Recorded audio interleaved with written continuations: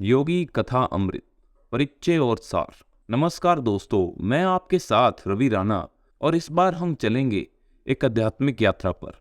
अपनी नई पुस्तक योगी कथा अमृत, जो ऑटोबायोग्राफी ऑफ योगी के नाम से पूरे विश्व में प्रसिद्ध है और जिसके बारे में स्टीव जॉब्स अपनी आत्मकथा में लिख चुके हैं, परमहंस योगानंद महाराज ने अपने जीवन का विस्तृत परिचय दिया है। यह कथा अमृत उनके बचपन से शुरू होने वाले जीवन का वर्णन करती है। इसमें अपने स्वामी श्री युक्तेश्वर गुरु को खोजने और योगी बनने और क्रिया योग ध्यान का अभ्यास करने और अपनी शिक्षाओं को फैलाने के लिए अमेरिका भर में उनकी यात्रा का वर्णन है।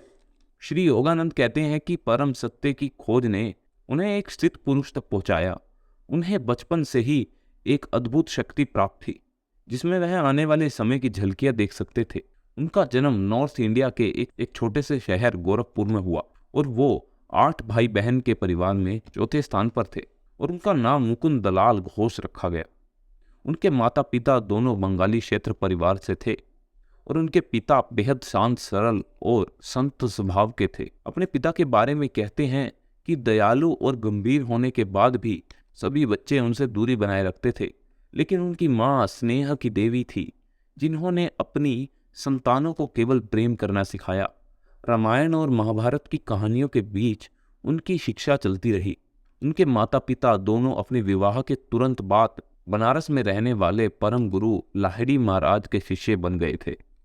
उनकी पूजा घर देवी देवताओं के साथ ही लाहिड़ी महाराज की सुंदर सजीली फोटो के साथ सजे हुए थे और उस फोटो का योगानंद पर गहरा असर पड़ा।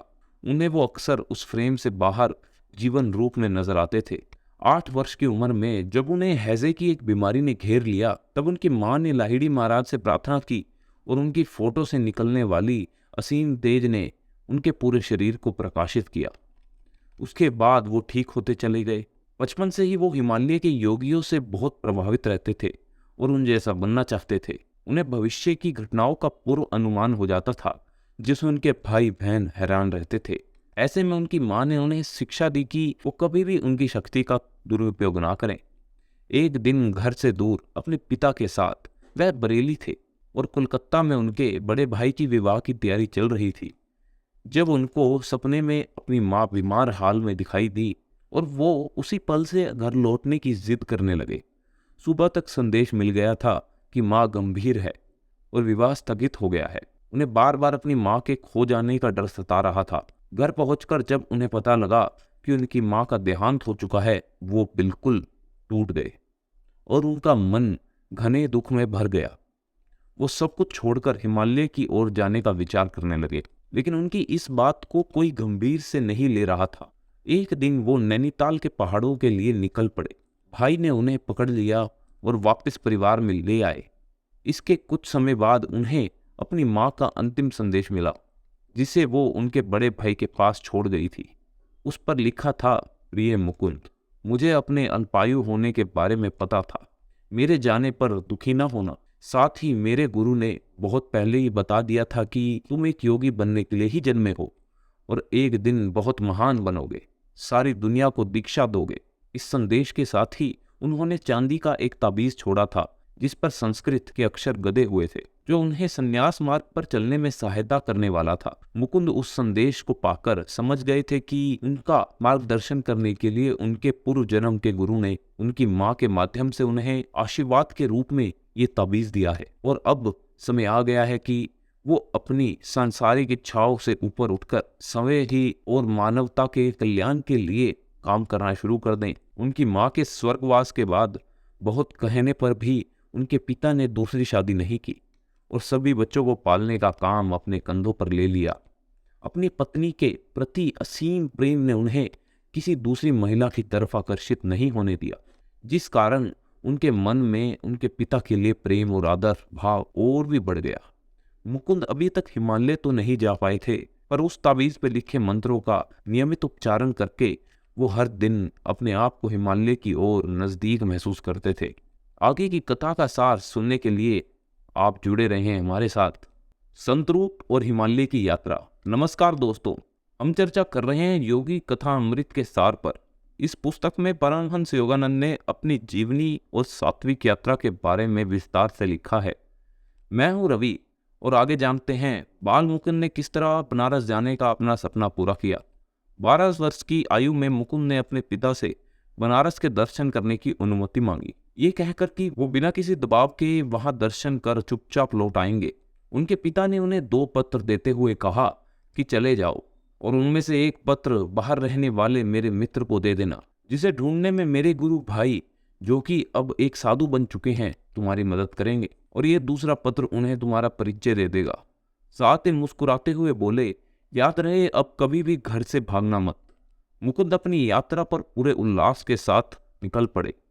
वहां पहुंचकर वे अपने पिता के गुरु भाई से मिले, जिन्होंने वचन दिया कि वो मुकुंद की सहायता जरूर करेंगे। उनके पिता की चिट्ठी पढ़कर वो बहुत खुश हुए। उन्होंने ये भी कहा कि उनके पिता की मदद से उन्हें आर्थिक पेंशन मिलती है और गुरु की कृपा से उन्हें परम शांति रूपी पेंशन मिलती है। ये कहकर स्वामी जी गंभीर होकर अपनी ध्यान मुद्रा में चले गए, पर मुकुंद हैरान हो गए, साथ ही अपने पिता के मित्र से मिलने के लिए बेचैन हो गए। अचानक जाने स्वामी जी ने उनके मन की बात ही पढ़ ली हो और बोले, जिससे मिलने की तुम प्रतीक्षा कर रहे हो वो आधे घंटे बाद तुम्हें मिल जाएंगे। और ठीक 30 मिनट बाद मुकुंद के पिता के मित्र केदारनाथ बाबू सीढ़ी चढ़ते हुए नजर आए। अब मुकुंद की हैरानी का ठिकाना नहीं रहा, क्योंकि स्वामी जी ने किसी भी तरह का संदेश नहीं भेजा था। वो केदारनाथ की ओर मुड़े और उनसे पूछा, आप यहाँ कैसे आए? आपको किसने बताया कि मैं आपकी प्रतीक्षा कर रहा हूँ? तो वो बोले, खुद स्वामी जी गंगा घाट पर आकर मुझे बताकर चले गए। अब मुकुंद बिल्कुल हैरान खड़े रह गए, क्योंकि जब से वो स्वामी जी के पास आए थे तब से स्वामी जी नजरों के आगे से हिले ही नहीं थे। तो ये कैसे संभव था कि एक ही समय पे वो 2 जगह पर उपस्थित रहते? इससे पता चला कि वो कोई साधारण व्यक्ति नहीं थे। वो जब चाहे जितने चाहे भेष बना सकते थे। इसके बाद तो मुकुंद की योगी बनने की इच्छा और भी प्रबल हो गई। उन्होंने तय कर लिया कि वह वापस घर जाकर किसी भी तरह अपनी इस इच्छा को पूरी करके रहेंगे, चाहे इसके लिए उनको कुछ भी क्यों ना करना पड़े। और फिर लौट के उन्होंने अपने मित्र के साथ भागने की योजना बनाई। उनके बड़े भाई अनंत भी उन पर कड़ी दृष्टि रखते थे, इसलिए बहुत सोच समझकर प्लान बनाया गया। उस तावीज के कारण मुकुंद के अंदर आध्यात्मिक उफान तेज हो रहा था और उनके मन में हिमालय के अलावा और कोई विचार नहीं आता था। उनको यकीन था कि उनको वहीं जाकर उन्हें अपने गुरु के दर्शन होंगे और उनका जीवन सफल हो पाएगा। उनके चचेरे भाई जतिन भी उनके साथ गुरु की खोज में चलने को तैयार हो गए। योजना के अनुसार पकड़े जाने से बचने के लिए मुकुंद, अमित और जतिन ने अंग्रेजी पोशाक पहनकर अपना रूप बदला और ट्रेन की टिकट लेकर उसमें चढ़ गए। एक बार जब गाड़ी चल पड़ी तब जाकर उन्हें थोड़ा संतोष हुआ, और ये अधिक देर तक टिक न सका। अगले स्टेशन पर जतिन उतरे और फिर दोबारा लौट कर नहीं आए। वही हरिद्वार को जाने वाली गाड़ी में बैठने पर इन दोनों के मन में कई तरह की शंकाएं आने लगी। वहां पहुंचकर इन दोनों ने सबसे पहले अपने कपड़े बदलने चाहे, पर तब तक किसी तरह मुकुंद के बड़े भाई ने पुलिस को खबर कर दी थी और ये दोनों वहां पकड़ लिए गए। तीसरे दिन अपने साथ अमर के भाई को लेकर हरिद्वार पहुंचे। मुकुंद को अपने बड़े भाई को देखकर खुशी नहीं हुई, पर उन्होंने समझते हुए कहा, मैं समझता हूँ तुम अपने जीवन से क्या चाहते हो, पर एक बार मेरे कहे से बनारस के एक विशेष संत से मिल लो। हो सकता है तुम्हारी खोज वहीं समाप्त हो जाए और उसके बाद पिताजी से मिलने कोलकाता आ जाना। वो तुम्हारे लिए बहुत चिंतित रहते हैं।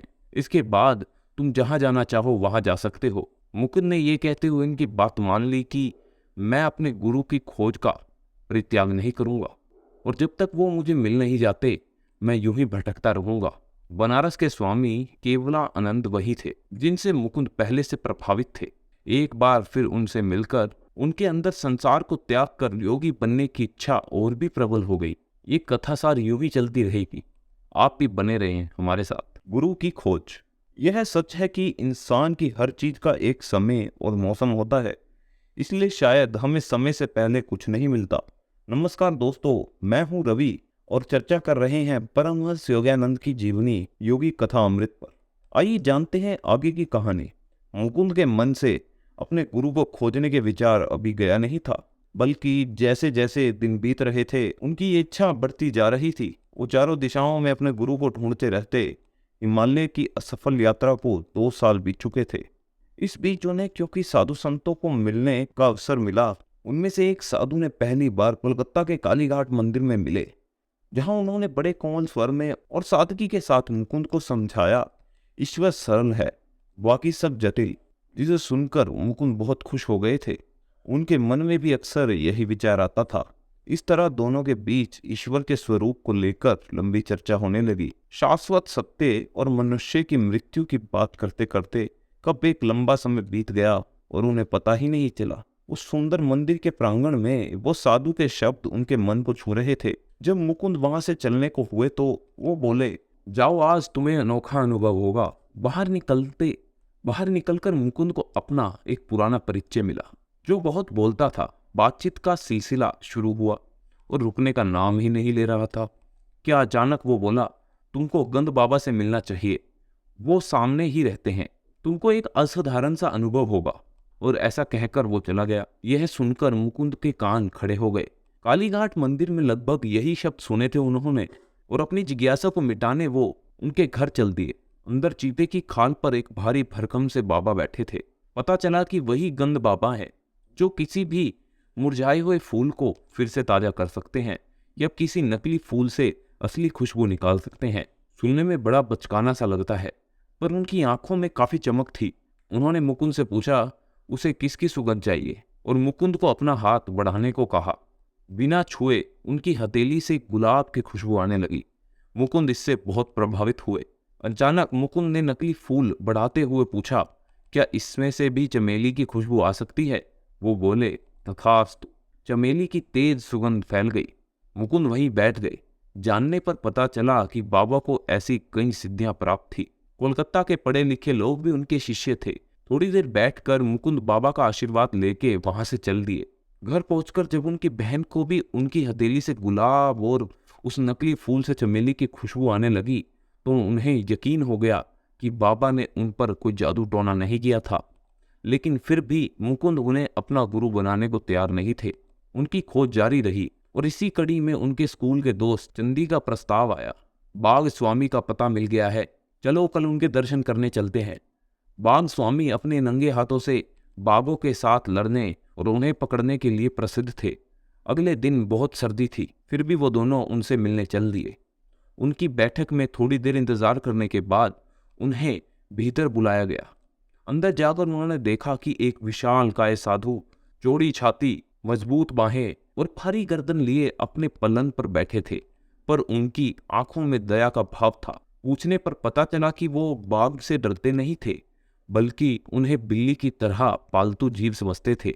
वो बोले कि इस काम के लिए जितना बल हमें अपने शरीर में चाहिए, उतना ही अपने दिमाग में भी, और भय को तो आसपास भी भटकना नहीं चाहिए। तो यह संभव है। उन्होंने कहा कि बाघों को वश में करने की इच्छा उनके मन में बचपन से थी, पर शरीर दुर्बल था। मन तो पहले से मजबूत था। खूब कसरत करके एक दिन उन्होंने अपने तन को भी मजबूत बना लिया। उन्होंने आसपास के कई बाघों को अपने काबू में किया, उनसे कई तरह के करतब कराए और खूब नाम कमाया। उनके अंदर इस बात का बहुत घमंड भी आ गया था, लेकिन एक दिन अपने गुरु के समझाने पर उन्होंने ये सब करना छोड़ दिया। बाघों का दमन बहुत हो गया। वो बोले, आओ मैं तुम्हें इंसान के मन में बसने वाले जानवरों का दमन करना सिखाऊं। ये कहकर उनके गुरु ने उनकी आंखें खोल दी, आध्यात्मिक मार्ग पर चलने की शिक्षा दी, उनका हाथ थामा और उन्हें लेकर हिमालय की ओर चल दिए। उनके तूफानी जीवन की झलक पाकर ही मुकुंद और चंदी दोनों के सर उनके चरणों में झुक गए। आगे की कहानी अगले भाग में। ध्यान और विज्ञान। मुकुंद अभी भी अपने गुरु की खोज में थे। उनके दोस्त उन्हें नए नए नाम सुझाते रहते थे। ये उनके लिए किसी खेल के समान हो गया था। किसी नए योगी महात्मा के बारे में जानकारी लेकर मुकुंद को उनके पीछे लगा देना, पर मुकुंद को कभी भी इससे परेशानी नहीं हुई। नमस्कार दोस्तों, मैं हूँ रवि राणा और चर्चा हो रही है परमहंस योगानंद की जीवनी योगी कथा अमृत पर। आइए जानते हैं आगे की कहानी। मुकुंद को अपने आसपास के मोहल्ले में एक योगी का परिचय मिला। सब उन्हें जमीन से ऊपर उठने वाले योगी के नाम से जानते थे, पर उनका असली नाम संत बाद भी था। वह बहुत वर्षों से अपने घर से निकले नहीं थे और खूब जमकर योग अभ्यास किया करते थे। उनके शाम के सत्संग बहुत मजेदार हुआ करते थे। उनकी आयु 70 से लेके 80 साल के बीच में रही होगी और उन्होंने मुकुंद को कभी भी अपने घर में आने की अनुमति दे रखी थी। मुकुंद अक्सर अपने सवाल लेकर वहां पहुंच जाया करते थे। संत बहादुर मुकुंद को अपने साथ लगने के लिए कहते थे, अपने साथ जलपान करवाते थे और उनसे अपने मन की कई बातें साझा किया करते थे। उन्होंने बताया कि किस प्रकार वह कुछ ऐसे लोगों की मदद कर रहे हैं जो दूर अमेरिका देश में रहते हैं और योग शास्त्र में रुचि रखते हैं। उन तक भारत का यह ज्ञान पहुंचना ही चाहिए। ऐसा कहकर उन्होंने मुकुंद की ओर देखा।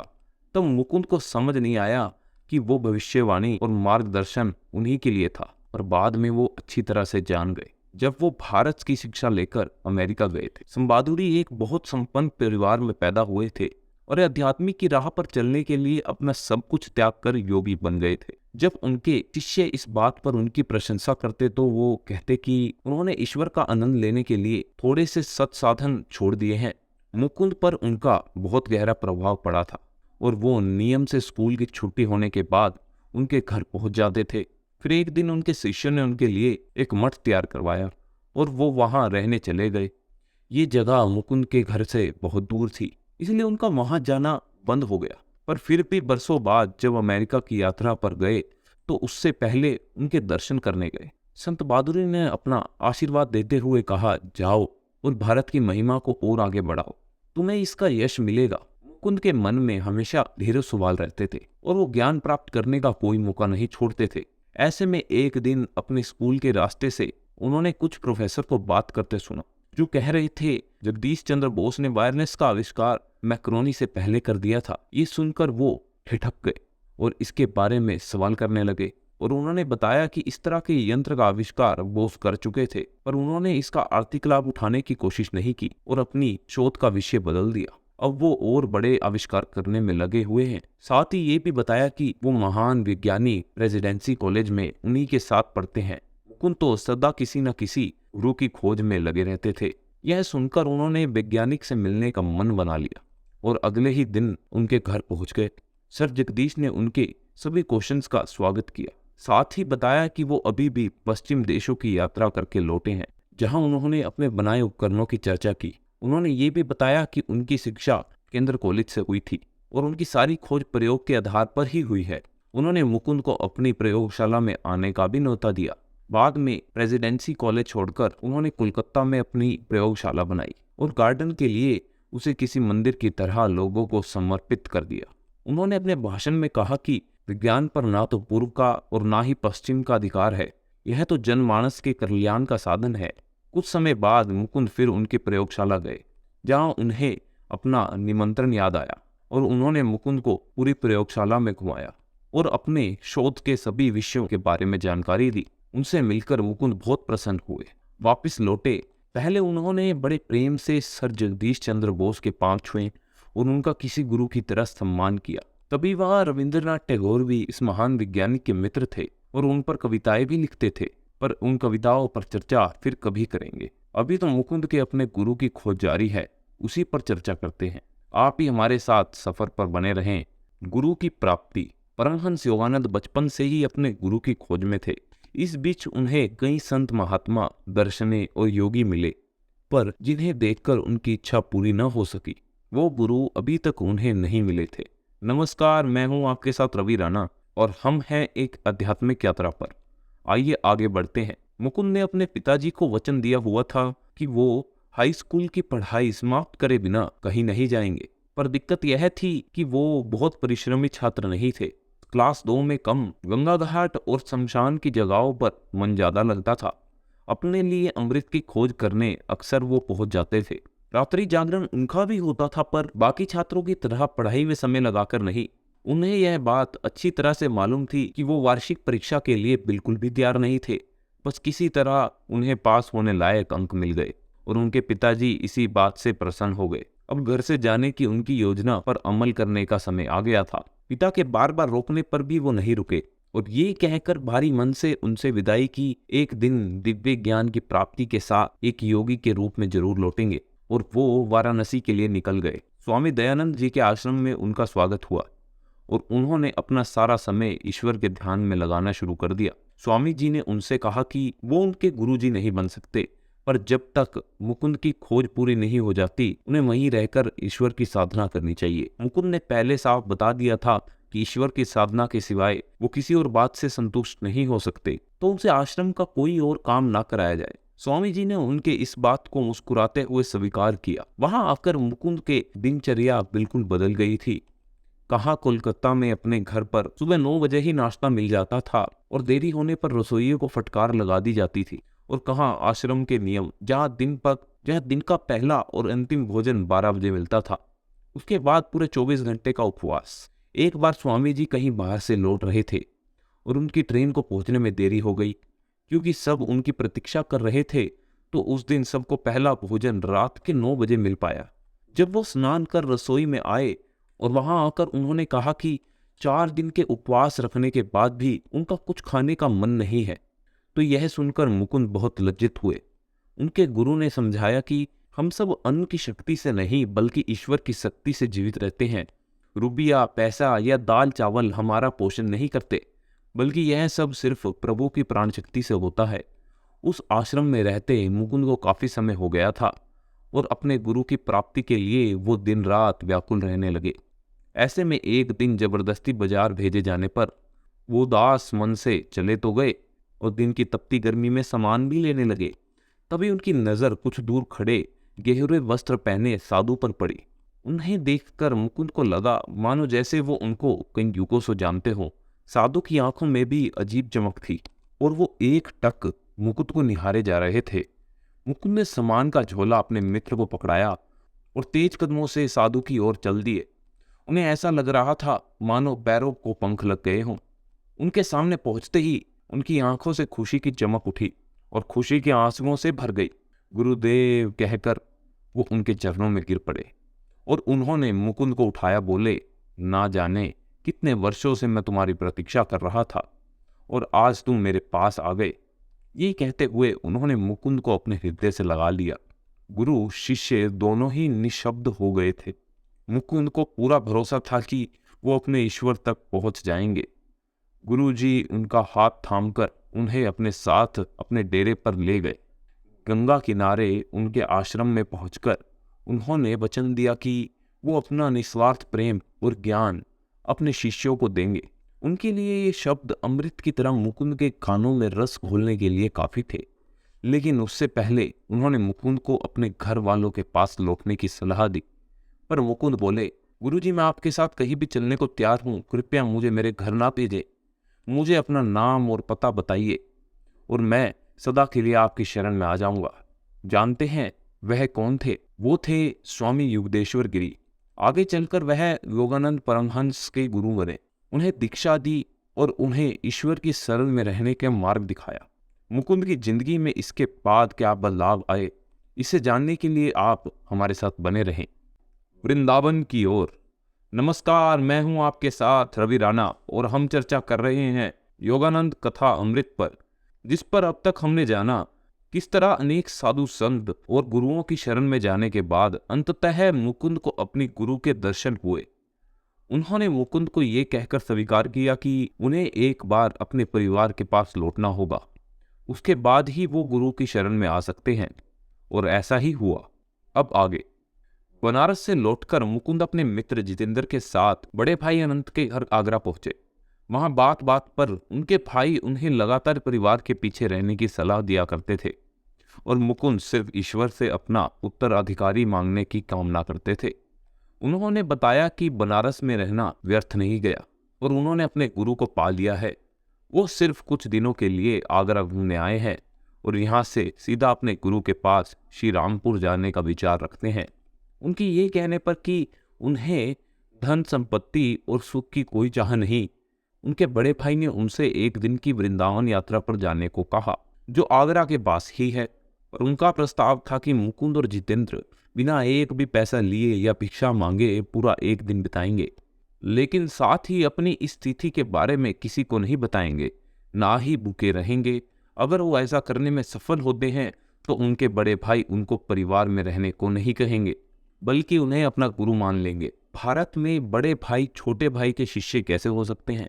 उन्हें लगा कि जिस प्रकार अब तक ये उनके सारे काम ईश्वर की शक्ति से बनते चले गए, तो यह भी पूरा हो जाएगा।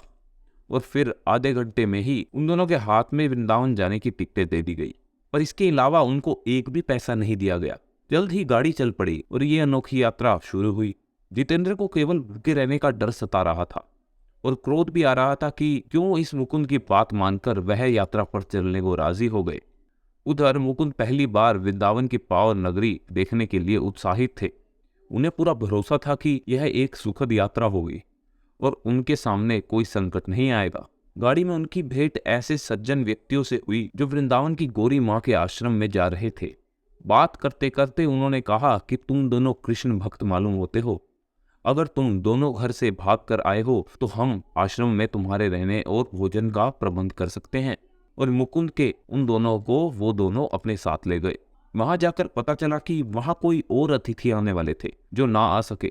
उस दिन बनाए हुए पकवान सारे व्यर्थ जाते अगर ये दोनों वहां ना पहुंचते तो।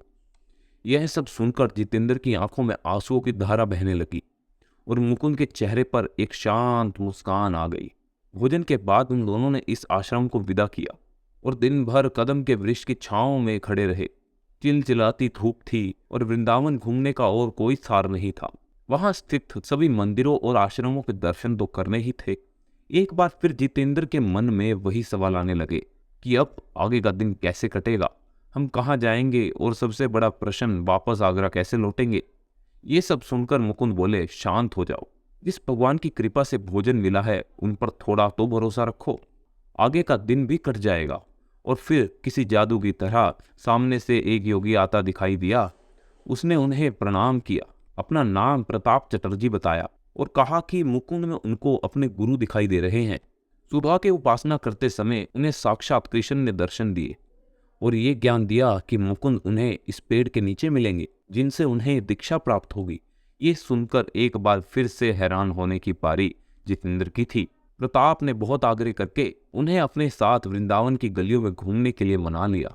फिर क्या था, पूरा दिन घोड़ा गाड़ी में मंदिरों के दर्शन करते, जाते जाते मिठाई का डिब्बा और आगरा के 2 टिकट भी प्रताप ने उनकी तरफ बढ़ाए। अब उसे दीक्षा देने की बारी मुकुंद की थी। रेलवे स्टेशन के एकांत कोने में ले जाकर उन्होंने प्रताप को आधे घंटे तक लाहिड़ी महाराज के क्रिया योग में दीक्षित किया और उनकी साधना करने का उपदेश दिया। इस तरह आगरा में बिताया वो एक दिन जितेंद्र और मुकुंद दोनों के लिए यादगार बन गया। घर पहुंचकर ये सारी कहानी सुन के बड़े भाई अत्यंत प्रभावित हुए और उन्होंने अपने छोटे भाई को गुरु के रूप में स्वीकार किया। इस अद्भुत जीवनी पर चर्चा यूं ही चलती रहेगी, आप कहीं ना जाइएगा। गुरु की शरण, इस बात को पूरे 28 दिन बीत चुके थे और अब गुरु से मिलने की बारी मुकुंद की थी। उनके मित्र जितेंद्र ने एक बार फिर उनका साथ छोड़ दिया था और अपने परिवार के पास कोलकाता लौट गए।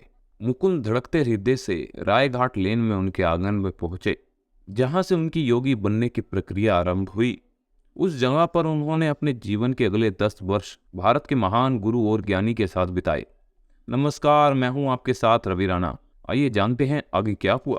श्री युक्तेश्वर जी ठंडे मन और भाव विहीन होकर मुकुंद को अंदर आने को कहते हैं। साथ ही उन्होंने याद दिलाया कि वो अपने गुरु की बात मानते नहीं हैं। इस पर मुकुंद ने कहा कि अब से ऐसा नहीं होगा, अब गुरु इच्छा ही उनका धर्म होगा। जवाब में उनके गुरु ने पहले आग्रह किया कि मुकुंद को अपने घर लौटकर कॉलेज की पढ़ाई पूरी करनी चाहिए। आगे चलकर उन्हें पश्चिम देशों की यात्रा पर जाना होगा और ऐसे में एक पढ़े लिखे हिंदू गुरु का अधिक सम्मान होगा। मुकुंद ने अपने गुरु की आज्ञा मान ली और साथ ही आग्रह किया कि किसी दिन भगवान के दर्शन कराएं। गुरु को ये उचित नहीं लगा। दोनों में देर तक बहस चली, पर बाद में गुरु ने अपने शिष्य की बात मान ली। सबसे पहले वह मुकुंद को आश्रम दिखाने ले गए। अंदर लाहिड़ी महाराज की तस्वीर देखकर मुकुंद को आश्चर्य हुआ और फिर पता चला कि उनके गुरु भी लाहिड़ी महाराज को ईश्वर तुल्य गुरु मानते थे। मुकुंद ने उनकी तस्वीर को प्रणाम किया। पूरा आश्रम घूमने के बाद गुरु ने अपने शिष्य को रात वहीं रुकने को कहा। मुकुंद ने उनके जीवन के बारे में जानने की इच्छा रखी तो उन्होंने बताया कि उनका जन्म वहीं श्री रामपुर में हुआ था। उनके पिता बहुत समृद्ध व्यक्ति थे और पैतृक संपत्ति में यह 2 मंजिला इमारत छोड़ गए थे, जिसमें अब उन्होंने अपने आश्रम को बना लिया था। उनके पारिवारिक नाम प्रियनाथ कादर था। उनकी स्कूलिंग पढ़ाई बहुत कम हुई। जवान होते ही विवाह हो गया। एक बेटी है जिसका विवाह हो चुका है और पत्नी की मृत्यु के बाद उन्होंने संन्यास ग्रहण कर लिया। नया नाम मिला श्री युक्तेश्वर। बस इतनी छोटी सी थी। ये सुनकर मुकुंद मुस्कुराते हुए बोले कि ये तो आपका बाहरी परिचय हुआ, कुछ भीतरी तो बताइए। इस पर उन्होंने अपने बचपन की कुछ कहानियां सुनाई जिनमें कोई ना कोई शिक्षा छुपी हुई थी और फिर रात को उन्हें सोने के लिए खटिया दी। अपने गुरु के आश्रम की छत के तले उस रात मुकुंद को बहुत अच्छी नींद आई। अगले दिन सुबह अपने गुरु से योग क्रिया की दीक्षा लेकर उन्होंने अपने घर की ओर प्रस्थान किया।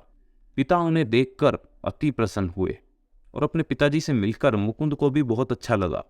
दोनों में देर तक बातें हुए। उन्हें इस बात की खुशी थी कि मुकुंद को अब गुरु मिल गए थे, साथ ही इस बात की भी कि उनकी पढ़ाई फिर से शुरू हो गई थी। कॉलेज की कक्षाओं में वो कम ही दिखते थे, पर पढ़ाई सही से चल रही थी। आए दिन श्री रामपुर की यात्रा पर निकल पड़ते थे। गुरुजी भी इस बात पर कभी आपत्ति नहीं दिखाते थे। आश्रम में दैनिक जीवन शांत और सरल था।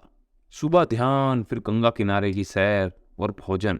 इस बीच कई बार गुरुवाणी भी सुनने को मिल जाती थी। शाम को कुछ दर्शनार्थी रोज ही आया करते थे और गुरुजी सभी के साथ प्रेम का व्यवहार करते थे।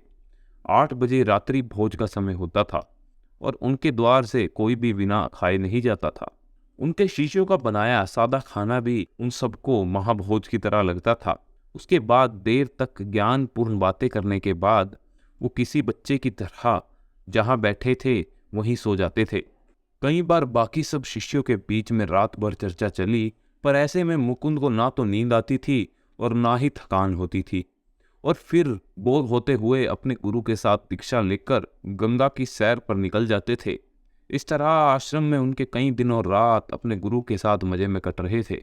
हर दिन कुछ नया सीखने को मिलता था और हर दिन उनके ज्ञान की वृद्धि हो रही थी। गुरुदेव कभी कोई भविष्यवाणी नहीं करते थे, अक्सर संकेत दिया करते थे कि क्या हो सकता है।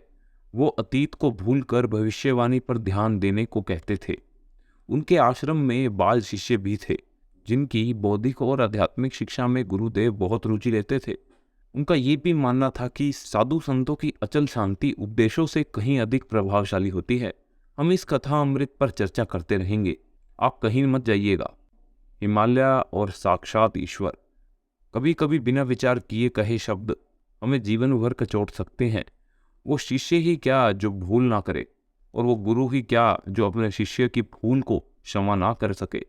नमस्कार, मैं आपके साथ रवि, और कथा अमृत में आगे बढ़ते हुए जानते हैं कि क्या हुआ जब फिर एक और बार मुकुंद के मन में हिमालय की ललक लगी। एक बार मुकुंद ने अपने गुरु से हिमालय की ओर जाने की अनुमति मांगी। उनके विचार में ईश्वर की सच्ची आराधना बस वही संभव थी। उनका मन कॉलेज की पढ़ाई और आश्रम के रोज के कामों में नहीं लग पा रहा था।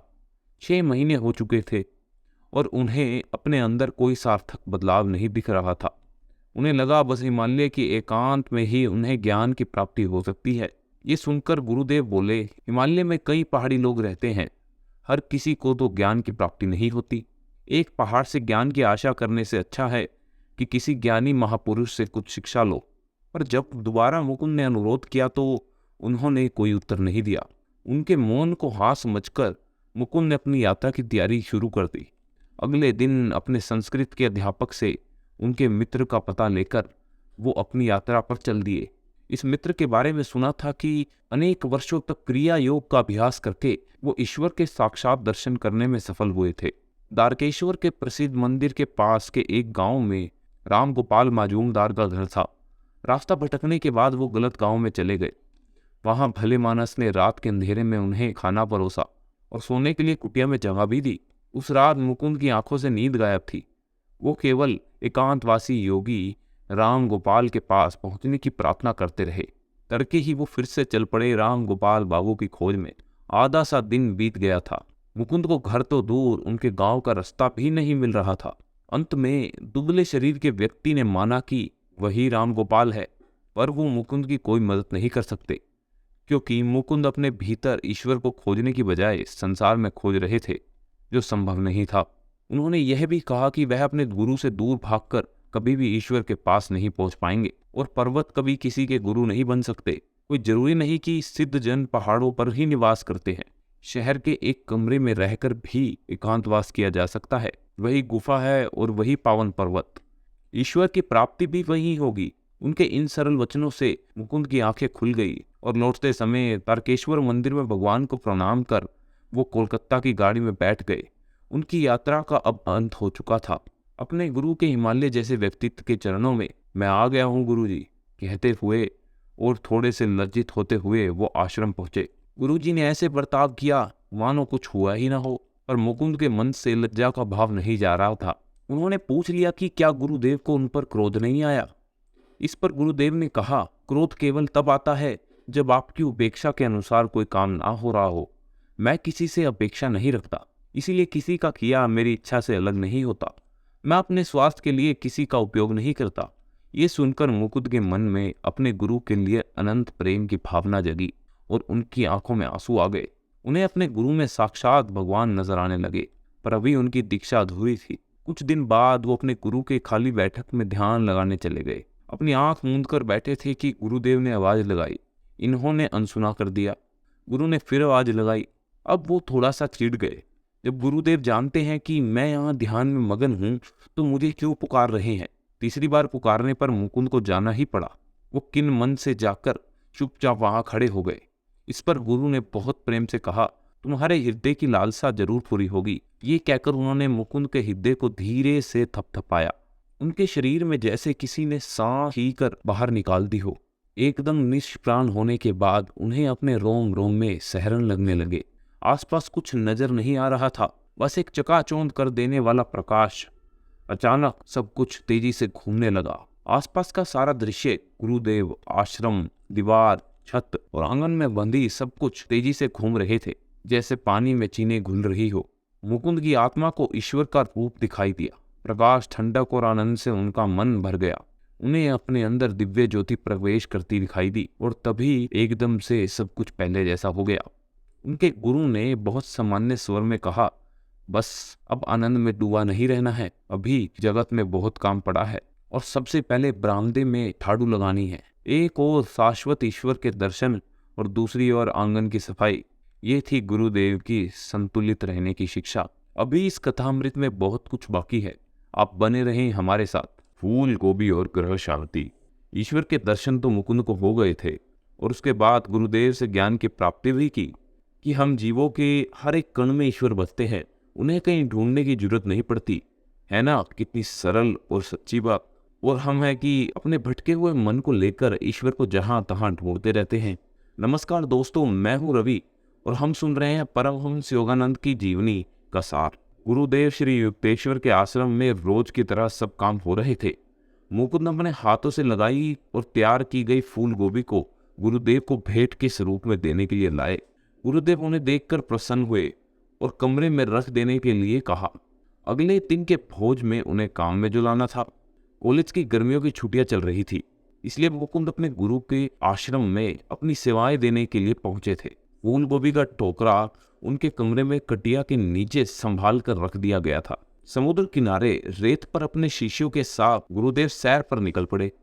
जब उन्होंने मुकुंद से पूछा कि आश्रम के पीछे वाले द्वार पर उन्होंने ताला लगा दिया था या नहीं, मुकुंद के हामी पड़ने पर वो बोले, ना, तुमने लापरवाही की, ताला नहीं लगाया और इसकी सजा मिलेगी। तुम्हारी 6 फूल गोभी अब केवल 5 रह जाएंगी। और सच में ऐसा ही हुआ। एक पगले से चोर ने बेड पर पड़ी उनकी अंगूठी बटुआ नहीं चुराया, बस एक फूल गोभी चुराकर भाग गया। मुकुंद समझ गए थे इसके पीछे भी गुरुदेव की कोई शिक्षा ही होगी, पर बहुत अनुरोध करने पर भी गुरुदेव ने कुछ नहीं बताया। बस इतना कहा कि किसी दिन ये बात उसकी समझ में जरूर आ जाएगी। कुछ ही दिन बाद रेडियो का आविष्कार हुआ और वैज्ञानिकों ने पूरी दुनिया को आपस में जोड़ दिया था। किसी का घर इतना छोटा नहीं रहा कि उसमें लंदन या कोलकाता प्रवेश न कर सके।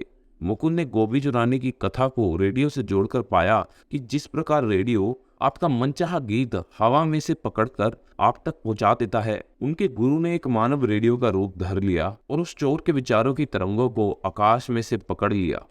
अपनी शक्तिशाली इच्छा शक्ति से एक प्रसारण यंत्र का काम लेते हुए उसे केवल गोभी चुराने तक सीमित रखा और इससे अधिक कोई हानि नहीं होने दी। इसका सार ये हुआ कि विज्ञान ने भी सिद्ध कर दिया कि हमारे विचार सदा ही हवा में तैरते रहते हैं और किसी भी सिद्ध पुरुष के लिए इन्हें पकड़कर काबू करना कोई बड़ी बात नहीं है। गुरुदेव की दीक्षा अभी चल ही रही थी कि एक दिन उन्होंने मुकुंद को एक ज्योतिष संबंधित कड़ा लाने के लिए कहा। मुकुंद ने कहा कि वो ज्योतिष पर विश्वास नहीं करते। उस पर गुरुदेव बोले कि ये विश्वास का प्रश्न नहीं है, बस वैज्ञानिक दृष्टिकोण से वो सत्य होना चाहिए। ज्योतिष शास्त्र बहुत विराट है और केवल गहरी समझ रखने वाले ही लोग इसे ठीक से समझ सकते हैं। ये कहते हुए उन्होंने ज्योतिषी पर बहुत सारी जानकारी साझा की और ज्ञान की बातें बताई। उन्होंने बताया कि किस तरह हर व्यक्ति अपने जन्म के समय के ग्रह नक्षत्र के अनुसार ही अपना भाग्य बना पाता है और कैसे अपने आप को कुछ विशिष्ट उपाय करके बचाया जा सकता है। ऐसे में शुद्ध धातु और उनके नियमित वस्त्र बहुत काम आते हैं।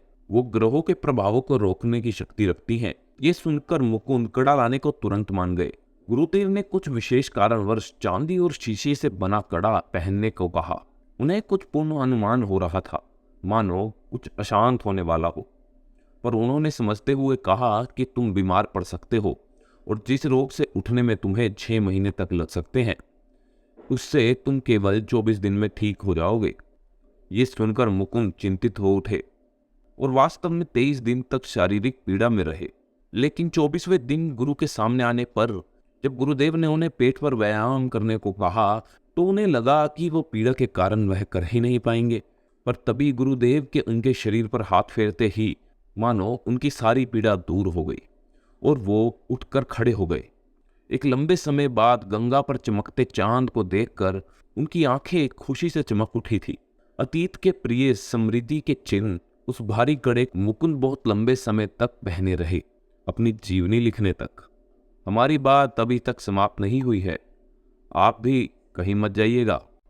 ज्योतिष का विश्वास। गुरुदेव की दीक्षा से लगातार मुकुंद के ज्ञान का विस्तार हो रहा था। उनके साथ उनके आश्रम में बिताए हर दिन अनमोल थे। इसी कड़ी में लीजिए, आगे जानते हैं क्या हुआ। नमस्कार, मैं हूं आपके साथ रवि। एक दिन एक पशु चिकित्सक गुरुदेव से मिलने पहुंचे। इनको और इनके सुपुत्र को मुकुंद अच्छी तरह से जानते थे। ये डॉक्टर होने के नाते विचारों से नास्तिक थे, बाकी सबको मूर्ख समझते थे और ज्ञान और ज्योतिष जैसी बातों में बिल्कुल भी विश्वास नहीं रखते थे। श्री रामपुर आश्रम में तो आ गए, पर गुरुदेव से कुछ बात ना की। अपने दम में चुप ही बैठे रहे और थोड़ी देर बाद उठकर चल दिए। गुरुदेव बोले, ये मृतक आदमी यहाँ आया ही क्यों था भला? जिस पर मुकुंद चौंक गए। गुरुदेव ने बताया, उस डॉक्टर का शरीर मधुमेह बीमारी की वजह से समाप्त हो चुका है और उसे इस बात की जानकारी तक नहीं थी। कुछ ही दिनों में वह चल बसेंगे। मुकुंद को यह सुनकर बहुत दुख हुआ और वो बोले कि डॉक्टर का बेटा उनका मित्र है और अगर हो सके तो गुरुदेव उनकी सहायता करे। इस पर गुरुदेव ने ग्रह शांति के लिए कहा, उसे भी कड़ा पहनने को कहा। फिर सलाह दी कि जैसे ही वो अच्छा होने लगे उसे मांसाहार छोड़ने को कहा। मैं ये भी जानता हूँ कि वो ये नहीं करेगा और 6 महीने में मर जाएगा। ये 6 महीने भी उसे मुकुंद की प्रार्थना की वजह से ही मिल रहे हैं। पहले तो उस डॉक्टर ने कड़ा पहनने से साफ इनकार कर दिया और ज्योतिष को बेकार बताकर उन्हें वहां से जाने को कहा। जब कुछ दिन बाद हालत खराब होने लगी तो कड़ा पहनने को वो तैयार हो गए, पर फिर भी इनका इलाज कर रहे चिकित्सकों को कोई उम्मीद नहीं थी। पर गुरुदेव ने कहा था कि वो 1 महीने में ठीक हो जाएंगे और ऐसा ही हुआ। अब मुकुंद ने उनसे विनती की अपनी लंबी आयु के लिए वो मांसाहार खाना छोड़ दे। डॉक्टर नहीं माना और जैसे कि गुरुदेव ने भविष्यवाणी की थी, ठीक 6 महीने बाद उसकी मृत्यु हो गई। मुकुंद समझ गए कि केवल उनके कहने पर गुरुदेव ने उस आदमी को 6 महीने का जीवन दान दिया था। ऐसा था उस गुरु का अपने शिष्य प्रति स्नेह। इसके थोड़े समय बाद मुकुंद कोलकाता से पढ़ाई करने की बजाय श्री रामपुर के डिग्री कॉलेज में पढ़ने लगे। उस नए कॉलेज के बनने में गुरुदेव का भी हाथ था। मुकुंद के नए छात्रावास में आकर गुरुदेव ने एक दिन एक मुस्लिम चमत्कारी की कहानी सुनाई। अफजल खान नाम के उस चमत्कारी को हिंदू योगी के साथ रहने से कुछ अनोखी शक्तियां मिली थी। उस योगी ने स्पष्ट कहा था कि अफजल इन शक्तियों का प्रयोग केवल जनमानस की भलाई में लगाए, लेकिन एक समय आया जब अपने गुरु के चेतावनी को भूलकर अफजल ने उन शक्तियों का दुरुपयोग करना शुरू कर दिया। अपने घमंड और लालच में आकर उसे लगा कि वो कुछ भी कर सकता है। कोलकाता जाकर अपनी विलक्षण शक्ति से हीरे जवाहरात गायब कर देना उसका प्रिय खेल बन गया था। वह आध्यात्मिक दृष्टि से बहुत उन्नत नहीं था, लेकिन योग की एक प्रक्रिया पर उसने अच्छी पकड़ बना ली थी और उसी का उपयोग ठगी के लिए करने लगा था। लोगों को इकट्ठा करके कारनामे दिखाने के बहाने उन्हें लूटने लगा था। इस जगत की संपत्ति का लालच आ गया था, लेकिन एक दिन उसका ऐसा पतन हुआ फिर कभी उठ ना सका। जिस गुरु ने उसे वो चमत्कारी शक्तियां दी थी, वही एक लंगड़े गरीब का भेष बनाकर आए और उससे मदद मांगी। जब अफजल ने उन्हें भी लूटने की कोशिश की तो वो अपने रूप में सामने आए। और अफजल की सभी शक्तियां छीन ली। उसके गिड़गिड़ाने पर भी उसे कुछ नहीं लौटाया। केवल जीवन भर के लिए अनाज और वस्त्र की कमी ना होने का वर देकर वो गायब हो गए। बहुत समय बाद मुकुंद के पिताजी ने बताया कि अफजल की करामात का शिकार बनी कंपनियों में उनकी कंपनी बंगाल नागपुर रेलवे भी थी। मुकुंद के गुरुदेव के पास जाने ऐसी कितनी कहानियां थी और हर कहानी के पीछे एक शिक्षा थी। हम भी इस विचार पर चर्चा करते रहेंगे। आपसे अनुरोध है कि आप भी बने रहें हमारे साथ। गुरु सब जगह। ईश्वर के अस्तित्व पर शंका करने से मन परेशान हो जाता है। आत्मा की संभावनाओं को लेकर सवाल उठाना एक शिष्य का काम है और इन सवालों का उत्तर देना एक गुरु का। जी हाँ दोस्तों, मैं हूं आपके साथ रवि और बात कर रहे हैं परमहंस योगानंद की जीवनी पर। मुकुंद के एक साथी विजय बाबू के मन में एक प्रश्न थे और गुरुदेव के पास उनके उत्तर मुकुंद उन्हें लेकर आश्रम पहुंच गए। गुरुदेव से मिलकर विजय को एक अनोखी शांति मिली और फिर वो वहां नियमित रूप से आने लगे। वो दोनों कॉलेज से छुट्टी होने पर एक साथ ही आश्रम आते थे। एक दिन पता चला कि गुरुदेव को किसी कार्यवर्ष कोलकाता जाना पड़ा। ये सुनकर दोनों निराश हो गए कि अब जाने कब दर्शन होंगे। अगले दिन एक पोस्टकार्ड द्वारा उनके आने का समाचार मिला। दिन और समय भी लिखा था, बुधवार की सुबह 9 बजे। पर बुधवार की सुबह मुकुंद को बार बार यह विचार आ रहा था मानो गुरुदेव कह रहे हैं कि वह 9 बजे नहीं पहुंच पाएंगे, इसलिए इन दोनों को स्टेशन पर प्रतीक्षा करने की जरूरत नहीं है। विजय बापू ये मन में उठते विचारों को मानने को तैयार नहीं हुए। उन्होंने गुरुदेव के पोस्टकार्ड के संदेश पर विश्वास करते हुए जाने का मन मना लिया और वो चले गए। मुकुंद खिड़की के पास आकर खड़े हो गए और आकाश की ओर देखने लगे। अचानक सामने से गुरुदेव प्रकट हुए। उनको खुद को बड़ा आश्चर्य हुआ, पर फिर भी वो उनके चरण छूने को झुक गए। उनके जूते का स्पर्श हवा में लहराते उनके वस्त्रों से स्पष्ट था कि वो वहां खड़े थे। अचानक वो मुस्कुराते हुए बोले, मुझे खुशी है कि मेरे मन से निकलता संदेश तुम्हारे मन तक पहुंच गया। अंग्रेजी में इसे ही टेलीपैथी कहते हैं। मैं अब 10 बजे की गाड़ी से श्री रामपुर पहुंच रहा हूं। तुम वहां स्टेशन पर मिलो।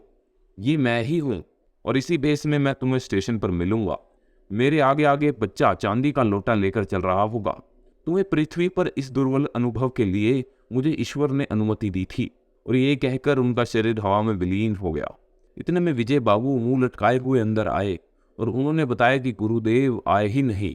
मुकुंद ने झट उसका हाथ पकड़ा और उन्हें खींचते हुए बोला, चलो, मुझे पता है वो 10 बजे वाली गाड़ी से ही आ रहे हैं। और बाहर की ओर भागे। स्टेशन पहुंचकर उन्हें एक बच्चे को चांदी का लोटा लेकर आते हुए देखा और फिर गुरुदेव को। उनके चेहरे पर एक सुंदर मुस्कान थी और अपने शिष्य के प्रति गर्व का भाव भी। ये संदेश उन्होंने बाबू को भी देना चाहा था, पर उनका मन इतना अशांत और चंचल था कि वो उसे समझ ही नहीं पाए। मुकुंद बहुत समय तक गुरुदेव के साथ कश्मीर की यात्रा करने को उत्सुक थे, पर इस बात के लिए गुरुदेव नहीं मानते थे। एक बार फिर अपने पिता से कश्मीर जाने के लिए कुछ पैसे और रेलवे पास मांगे तो वह हंस पड़े और बोले, 3 साल से तुम यही प्रयास कर रहे हो, सारी तैयारी कर लेते हो और अंत समय में तुम्हारे गुरु मना कर देते हैं। जाने क्यों वो तुम्हारी इस यात्रा के विरुद्ध है। पर इस बार मुकुंद ने उन्हें मनाने की ठान ली थी। पिताजी से पैसे और वस्त्र के पास लेकर वो अपने गुरु से मिलने श्री रामपुर पहुंचे। गुरुदेव ने फिर गोलमोल बात करके विषय को टाल दिया। कहा कि वो जाना तो चाहते हैं पर अभी कुछ तय नहीं है। पर फिर भी अपनी ओर से मुकुंद ने पूरी तैयारी कर ली थी। अपने तीनों मित्रों को भी मना लिया था। यात्रा के दिन गुरुदेव ने जाने से मना कर दिया, पर मुकुंद ने भी इसे पकड़ लिया था कि अगर वो नहीं चाहते तो ना जाए। बाकी सब लड़कों के साथ मुकुंद चले जाएंगे। एक बार और वो अपने पिताजी को अपना मजाक उड़ाने नहीं देंगे। उन्हें बस एक नौकर ढूंढना था जो साथ चलकर सामान की देखरेख कर सके। बहुत खोजने पर भी चलने को कोई तैयार नहीं हुआ। यात्रा के दिन गुरुदेव ने मुकुंद को अपने पास बुलाया और कहा, मैं तुम्हें मना तो नहीं कर सकता, अगर हो सके तो तुम बाकी मित्रों को अभी जाने दो। तुम शाम तक मेरे पास रहो, रात की गाड़ी पकड़ने के लिए फिर भी तुम्हारे पास समय रहेगा। मुकुंद उनकी बात को टाल नहीं सके। थोड़ी देर बाद उनके चरणों में रहने के बाद जैसे वो खाना खाने को उठे, उनके पेट में दर्द होने लगा। पीड़ा से तड़पते हुए वो गुरुदेव के सामने गिर पड़े और चीखते हुए उनसे मदद मांगी। गुरुदेव ने कहा, अब पता लगा, इस समय अगर तुम मेरे पास ना होते तो मैं तुम्हें बचा ना पाता। तुम्हें पहले से बताकर मैं अपनी सिद्धि का प्रदर्शन नहीं करना चाहता था। इस तरह गुरुदेव ने एक बार फिर अपने शिष्य की भलाई को सबसे अधिक महत्व दिया। उसके हट को नहीं। आगे क्या हुआ जानने के लिए सुनते रहें। यात्रा और हृदय परिवर्तन।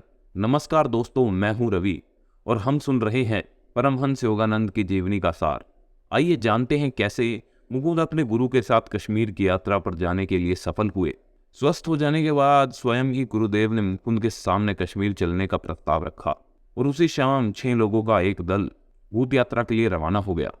पहला पड़ाव शिमला था, जहां मुकुंद ने पहली बार स्ट्रॉबेरी नाम के फल को चखा और तुरंत नापसंद करते हुए कहा कि इसे दोबारा कभी नहीं खाऊंगा। गुरुदेव ने हंसते हुए भविष्यवाणी की, कई वर्ष बाद अमेरिका की यात्रा पर मुकुंद न केवल दोबारा खाएंगे बल्कि इसको पसंद करते हुए इसकी बहुत तारीफ भी करेंगे। गुरुदेव की बात सही साबित हुई। यात्रा का अगला पड़ाव रावलपिंडी था और वहां से श्रीनगर की 7 दिन की यात्रा, जो कि एक बग्गी पर तय की गई, बहुत ही सुहाना सफर था और कश्मीर की सुंदरता देख सभी का मन रोमांच से भर गया। श्रीनगर पहुंचकर एक आश्रम में रहने की जगह मिली। वहीं दूर एक पहाड़ की चोटी पर एक सुंदर भवन दिखाई दिया। मुकुंद ने कई वर्षों बाद अमेरिका जाकर वैसा ही एक भवन आश्रम के रूप में बनवाया। ये उनकी कश्मीर की सबसे सुंदर स्मृति थी। कश्मीर की प्राकृतिक सुंदरता के बीच इन सब का समय बहुत अच्छा कट रहा था। सैर सपा और ध्यान के बीच कई दिन बीत गए। मुकुंद का श्रीरामपुर लौटने का दिन पास आ रहा था, क्योंकि कॉलेज में उनका नया सेमेस्टर शुरू होने वाला था। पर गुरुदेव और बाकी के साथी वो अभी भी कुछ दिन और वहां रुकना चाहते थे। जाने से पहले गुरुदेव ने कहा कि वह बहुत अधिक बीमार पड़ने वाले हैं और शायद बच ना सके। ये सुनकर मुकुंद पर पहाड़ टूट पड़ा और वो रोकर बोले, ऐसा ना कहे गुरुदेव, अभी अपनी देह ना त्यागे, मैं आपके बिना मर जाऊंगा। गुरुदेव ने आश्वस्त करके उन्हें उस समय तो वापस भेज दिया, पर कुछ दिनों बाद उन्हें अपने साथी की चिट्ठी मिली जिस पर लिखा था, गुरुदेव की दशा गंभीर है। मुकुंद ने श्रीरामपुर में ही ध्यान, प्रार्थना और तपस्या शुरू कर दी। दिन रात वे अपने गुरु के अच्छे स्वास्थ्य की कामना करने लगे और एक दिन गुरु का संदेश मिला कि अब वो ठीक है। पर वापस लौटते वक्त शरीर को देखकर मुकुंद की आंखों में आंसू बह चले। गुरुदेव ने हंसते हुए कहा, रोता क्यों है पगले, इसका लाभ तो देख, अब मैं वो छोटी बनियान भी पहन सकता हूँ जो मैं वर्षों से नहीं पहन पाया। मुकुंद को ऐसे में वो शब्द आए, जो संत दास रहता है वो व्यर्थ का संत है। एक दिन मुकुंद को अपनी बड़ी बहन रमा से मिलने कोलकाता आना पड़ा।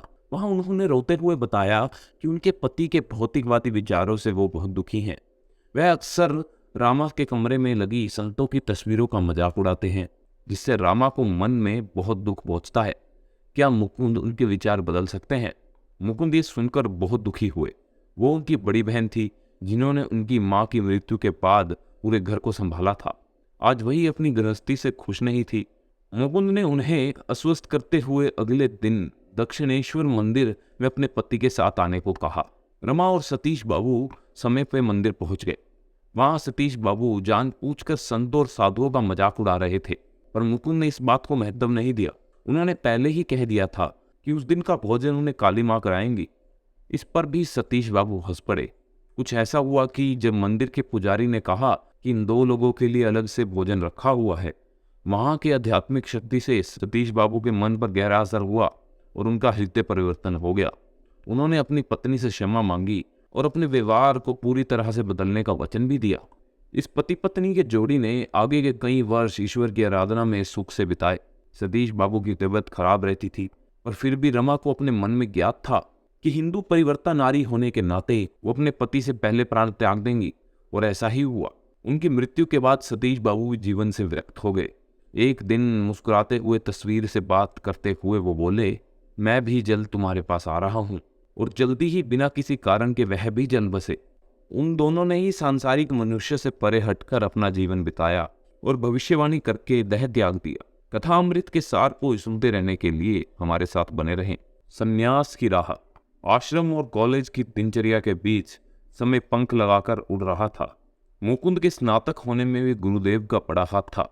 उनकी कृपा से एक सहपाठी ने मुकुंद की मदद की और वो बीए की परीक्षा पास कर पाए। किसी को भी उनके पास होने की उम्मीद नहीं थी, पर जिस शिष्य के ऊपर गुरु की कृपा दृष्टि हो उसे भला सफल होने से कौन रोक सकता है। नमस्कार दोस्तों, मैं हूं रवि और अब जानते हैं कथा अमृत के आगे के सार के बारे में। मुकुंद का संन्यास जीवन में प्रवेश करने का समय आ गया था। वो परिवार और संसार के सुखों को त्याग कर संन्यास दीक्षा लेने को टूट पड़े थे। गुरुदेव को उनकी तत्परता देखकर खुशी हुई। ये जानकर और भी अच्छा लगा कि वो अपनी बात पर इतने वर्षों तक डटे रहे और ज्ञान प्राप्ति की राह नहीं छोड़ी। गुरुदेव ने लाहिड़ी महाराज की बात को दोहराते हुए कहा कि जो लोग अपने जीवन की वसंत में ईश्वर को आमंत्रित नहीं करते, उनके जीवन के शिशिर में ईश्वर भी उनके पास नहीं आते।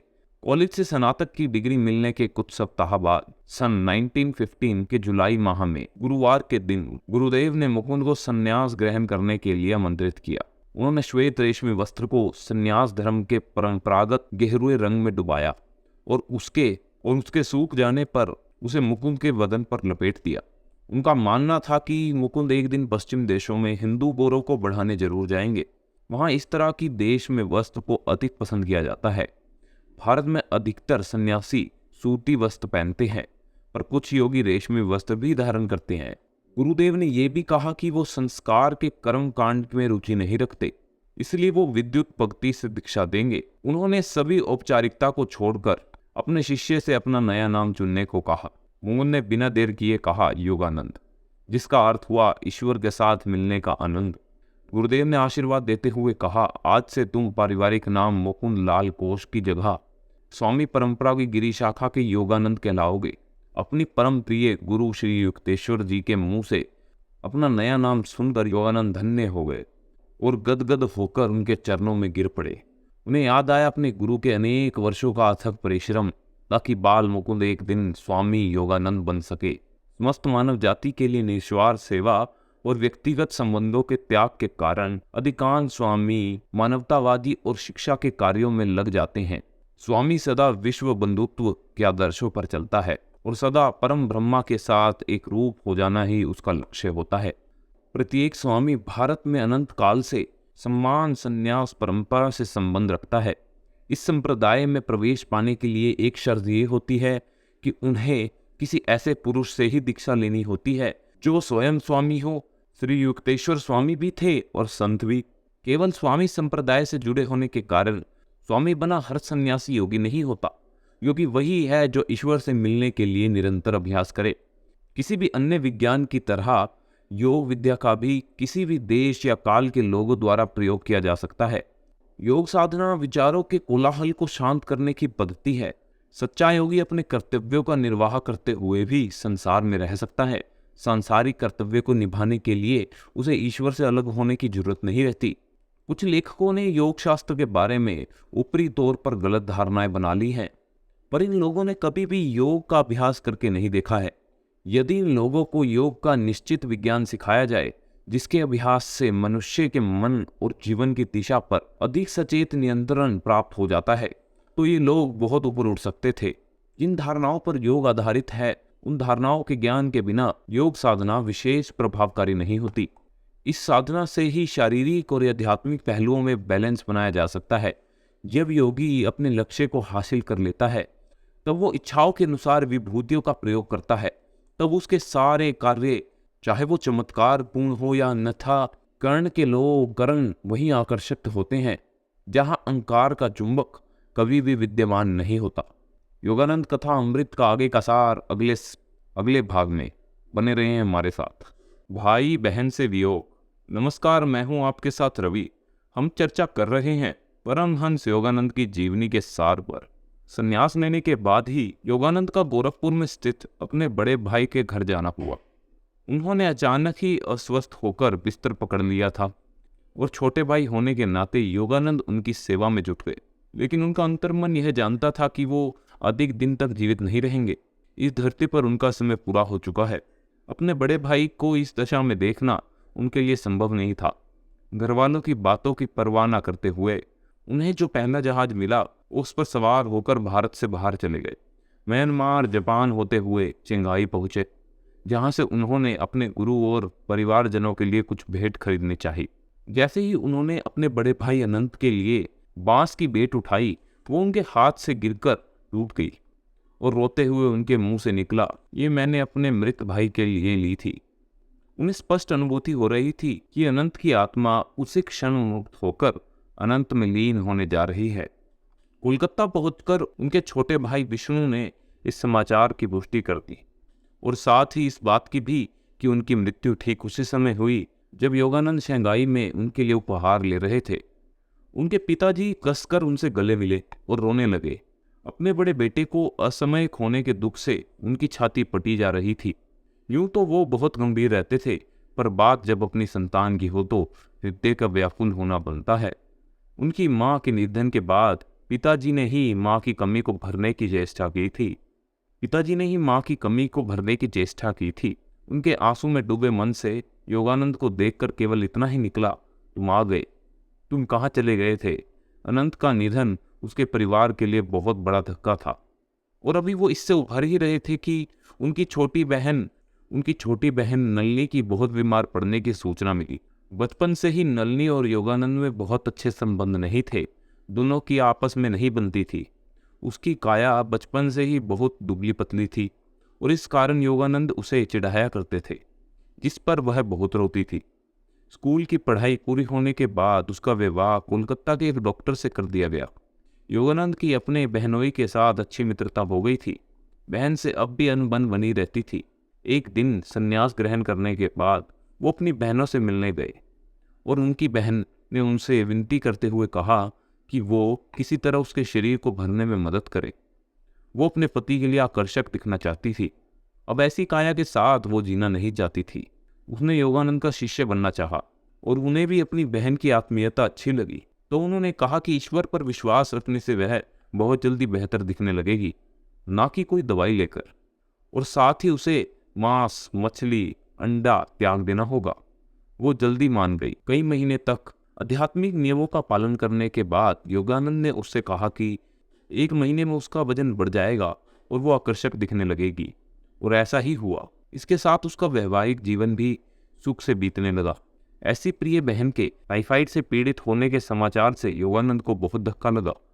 नलिनी से मिलकर उन्होंने देखा कि वो अत्यंत दुबली हो गई थी और बेहोशी की अवस्था में थी। अभी अभी अपने बड़े भाई को खोने के बाद छोटी बहन की यह हालत देखकर वो बहुत पीड़ित हुए। उन्होंने अपनी प्रार्थनाओं से आकाश पाताल एक कर दिया। साथ ही अपनी बहन पर सभी योग शक्तियों का प्रयोग करने लगे। उसके शरीर में खून की बहुत कमी हो गई थी, पर फिर भी योगानंद ने अपने गुरु की मदद से उसे बचा लिया। गुरुदेव के आदेश पर उसे एक मोती पहनाया, जिससे उसकी बची बीमारी भी जाती रही। नलिनी ने गुरुदेव के प्रति अपनी प्रतिज्ञा व्यक्त की और गुरु ने आशीर्वाद के रूप में उसके लिए संदेश दिया कि चाहे अब तक सारे डॉक्टरों ने मना कर दिया हो, पर वो जल्दी ही मां बनेगी, वो भी एक नहीं 2-2 पुत्रियों की। गुरुदेव की बात बिल्कुल सही निकली। कुछ ही वर्षों में उसने अपनी पुत्रियों को जन्म दे दिया। गुरुदेव अपने शिष्यों को आशीर्वाद दें तो उसका पूरा होना जरूरी है। योगानंद कथामृत पर चर्चा चलती रहेगी। आप भी बने रहें हमारे साथ। योग विद्यालय की स्थापना। योगानंद के आध्यात्मिक दिन सभी नियमों का पालन करते हुए कट रहे थे। वो क्रिया योग की साधना में तुल्लीन रहते थे। अपने जीवन से अब उन्हें कोई शिकायत नहीं थी। शरीर, मन और आत्मा के लाभ प्राप्त करने के लिए क्रिया योग से अधिक किसी चीज की आवश्यकता नहीं होती। नमस्कार, मैं हूं आपके साथ रवि और योगी कथा सार के बारे में आगे जानते हैं। रांची में योगानंद के विद्यालय की स्थापना और उनके छात्रों के बारे में। योगानंद को संगठन या आश्रम के कार्यों से कुछ लगाव ना था। इस बात पर उन्हें अपने गुरु से डांट सुननी पड़ती थी। गुरुदेव का कहना था कि ज्ञान बांटने से बढ़ता है, और अगर ऐसा ना होता तो वो अभी तक भटक रहे होते। उन्हें उदार हृदय होकर अपना ज्ञान दूसरों को देने के इच्छुक होना चाहिए। इस उद्देश्य का योगानंद पर गहरा प्रभाव पड़ा। उन्होंने अपने हृदय में संकल्प लिया कि वो समस्त मानव जाति को मुक्तिदायक सत्य से परिचय करवाएंगे। इस कार्य के लिए उन्होंने अपने गुरु से प्रेम और आशीर्वाद की प्रार्थना की। गुरुदेव ने कहा, याद रखो, जो मनुष्य पारिवारिक कर्तव्यों का त्याग करता है उसे पूरे समाज के कल्याण का बीड़ा उठाना पड़ता है, तभी वह त्याग सार्थक होता है। योगानंद को बच्चों की शिक्षा का आदर्श हमेशा से अच्छा लगता था। केवल बुद्धि और शरीर के विकास पर ध्यान देने वाली साधारण शिक्षा से परे उन्हें नैतिक और आध्यात्मिक मूल्यों का पाठ पढ़ाना चाहते थे, और इसी कड़ी में उन्होंने एक ऐसे विद्यालय का प्रण लिया जहां वो बच्चे पूर्ण मानव के रूप में विकसित हो सकें। 1 वर्ष बाद राज्य का कासिम बाजार पैलेस उनके नए विद्यालय का मुख्य भवन बना, जिसका नाम था योगदा सत्संग ब्रह्मचार्य विद्यालय। यहाँ छात्रों को योगिक ध्यान, स्वास्थ्य और विकास की शिक्षा दी जाने लगी। ऋषियों की शिक्षा पद्धति के अनुसार ये पढ़ाई खुले आसमान के नीचे होती है। रांची में एक वर्ष के अंदर ही प्रवेश पाने के लिए आवेदन पत्रों की संख्या 2000 तक पहुंच गई और व्यवस्था थी केवल 100 छात्रों के लायक। विद्यालय में उन छोटे बच्चों की माता पिता की भूमिका भी योगानंद को ही निभानी पड़ती थी। ऐसे में उनके गुरुदेव की वाणी सत्य हुई। उन्हें कहा था कि अपने परिवार न होने पर भी योगानंद भरे भुरे परिवार में रहेंगे। एक दिन योगानंद के पिता भी उन्हें आशीर्वाद देने रांची पहुंचे। उन्होंने बड़े स्नेह से अपने पुत्र को गले लगाया और ढेरों आशीर्वाद दिए। योगानंद के आसपास बच्चों की भीड़ देखकर उन्होंने चुटकी लेते हुए कहा, मेरे तो सिर्फ 8 बच्चे थे, तुम्हारे कई अधिक हैं। गर्मियों की एक सुबह योगानंद अपने छात्र को लेकर एक पहाड़ी पर भ्रमण करने गए। रास्ते में मिलने वाले तालाब में उतरकर बच्चों ने जी भर के पानी उड़ाया। इसके बाद यह छोटा सा समूह एक बड़े पेड़ के नीचे भोजन करने बैठा। बच्चों ने गुरुजी पर प्रश्नों की छड़ी लगा दी। एक ने पूछा, क्या मैं आपके साथ सदा रहूंगा? तो योगानंद बोले, नहीं नहीं, तुम्हें बलपूर्वक घर ले जाएंगे और तुम्हारा विवाह कर देंगे। और कुछ महीने बाद ऐसा ही हुआ। इसी तरह कई और प्रश्नों के उत्तर देने के बाद काशी नाम का एक छात्र उनके पास आया और उसने पूछा, गुरुजी, मेरे भाग्य में क्या लिखा है? तुम्हारी शीघ्र ही मृत्यु हो जाएगी, जैसे कि प्रबल शक्ति ने उनसे ये कहलवाया हो। शिष्य और गुरु दोनों को सुनकर एक धक्का लगा और इसके तुरंत बाद वो सब विद्यालय लौट गए। वहां काशी फिर अपने गुरु के पास आया और उनसे हाथ जोड़कर विनती करने लगा कि यदि ऐसा हुआ तो क्या वो उसे पूर्ण जन्म के पास ढूंढकर फिर से अपनी शरण में ले लेंगे। गुरु के पास इसका कोई उत्तर ना था, पर कई दिनों के हताशा के बाद वो मान गए और उन्होंने वचन दिया कि अगर ईश्वर ने मदद की तो वो अवश्य ही काशी को खोज निकालेंगे। गर्मियों की छुट्टियों में गुरुजी को कहीं बाहर जाना पड़ा और काशी को पीछे छोड़कर जाने में उनका मन विचलित हो रहा था। उन्होंने उसे कहीं बाहर जाने के लिए मना किया, चाहे कोई कितना भी हट क्यों ना करे, पर नियति में लिखा कौन टाल सकता है। उनके जाने के बाद काशी के पिता वहां आए और उसे अपने साथ कोलकाता ले गए। वहां दूषित भोजन करने से उसकी मृत्यु हो गई। योगानंद के हृदय को इससे गहरी चोट पहुंची और काशी के अंतिम इच्छा को पूरा करने के लिए उन्होंने अपनी योग विद्या का प्रयोग किया। 6 महीने तक पूरी शक्ति से खोजने के बाद अंत में उन्हें वो घर मिल गया जहाँ काशी का जन्म होने वाला था। वहां जाकर पूरी कहानी सुनाई और काशी के रंग रूप का वर्णन करते हुए उन्होंने कहा कि उनके घर वो पुनर्जन्म लेगा। ईश्वर की असीम कृपा और गुरु की कृपा और कड़ी तपस्या से ऐसा ही हुआ। 3 महीने बाद उस घर में एक बालक ने जन्म लिया। काशी एक बार फिर से योगानंद के जीवन में लौट आया। पूर्णशिला माता और गुरु महाराज। एक दिन योगानंद अपने गुरु के भी गुरु श्री लाहिड़ी महाराज की धर्म पत्नी श्रीमती काशी से मिलने बनारस में स्थित उनके निवास पर पहुंचे। वहां उन्होंने परम साधना से लाहिड़ी महाराज की पावन जमीन की कुछ प्रसंग सुनने की मांग की। गुरु मां ने बड़े स्नेह से उनका स्वागत किया। वह उन्हें अपने साथ छोटे से कमरे में ले गई जहां कभी वो अपने पति के साथ रहा करती थी। योगानंद पवित्र स्थान के दर्शन करके संवेग को धन्य मान रहे थे। गुरु मां ने एक रात की घटना बताई जब कई वर्षों बाद उन्हें अपने पति के तेज और शक्तियों का ज्ञान हुआ। उन्हें एक सपना दिखाई दिया जिसमें लाहिड़ी महाराज को अन्य देवताओं के साथ हवा में तैरते हुए देखा। वो दृश्य इतना मनमोहक और वास्तविक था कि उनकी आंख खुल गई। वो चकित होकर देख रही थी कि तभी उनके पति बोल पड़े, ये सपना नहीं है, अब तो अपनी निंद्रा त्याग दो। और ये बोलकर वो जमीन पर उतर आए।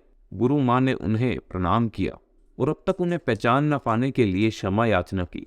साथ ही उन्हें गुरु मानते हुए उनके शिष्य बनने की विनती भी की। जब गुरु महाराज ने उन्हें शिष्य के रूप में स्वीकार किया तो एक साथ सभी देवताओं की वाणी गूंजी और सबने उन्हें प्रणाम किया। इसके बाद लाहिड़ी महाराज ने उन्हें क्रिया योग दीक्षा लेने के लिए कहा, जिसे उन्होंने खुश होकर स्वीकार किया।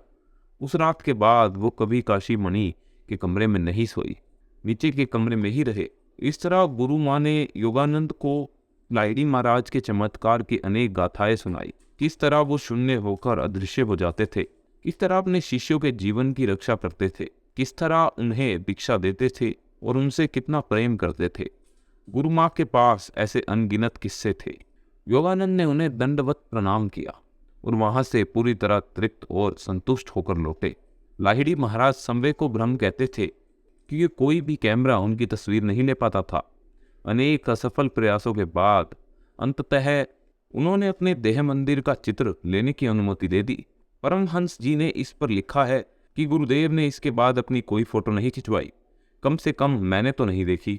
बद्रीनाथ के आसपास के पहाड़ों पर आज भी लाहिड़ी महाराज के गुरु बाबा जी की जीवन उपस्थिति है। बाबा जी की आध्यात्मिक अवस्था मान्य आकलन से परे है। सामान्य दृष्टि को अवतार के शरीर में कोई असाधारण बात नजर नहीं आती, पर कभी कभी उस शरीर की ना तो छाया पड़ती है, ना धरती पर उसके पदचिन्ह बनते हैं। प्राचीन भारत में कृष्ण, राम, बुद्ध तथा पतंजलि जैसे अवतार हुए। भारत में बाबा जी का कार्य उन सभी अवतारों के विशेष कार्यों को पूर्ति में मदद करना रहा है। वो एक महाअवतार है और ऐसा माना जाता है कि आज भी उनका शरीर संसार में विद्यमान है। लाहिड़ी महाराज के अनुसार उनकी पहली भेंट उनके गुरु से 1861 में हुई थी। वह तब दानापुर में सरकारी नौकरी किया करते थे। अचानक एक दिन उन्हें रानीखेत जाने को कहा गया। 500 मील की वो यात्रा उन्होंने 30 दिन में पूरी की। ऑफिस में अधिक काम न होने के कारण वो अक्सर पहाड़ों में घूमने निकल पड़ते थे। उन्हें ये भी पता था कि वहाँ कई बड़े बड़े संत का वास है। इस विचार से वो किसी न किसी साधु या योगी के दर्शन की इच्छा ही रखते थे।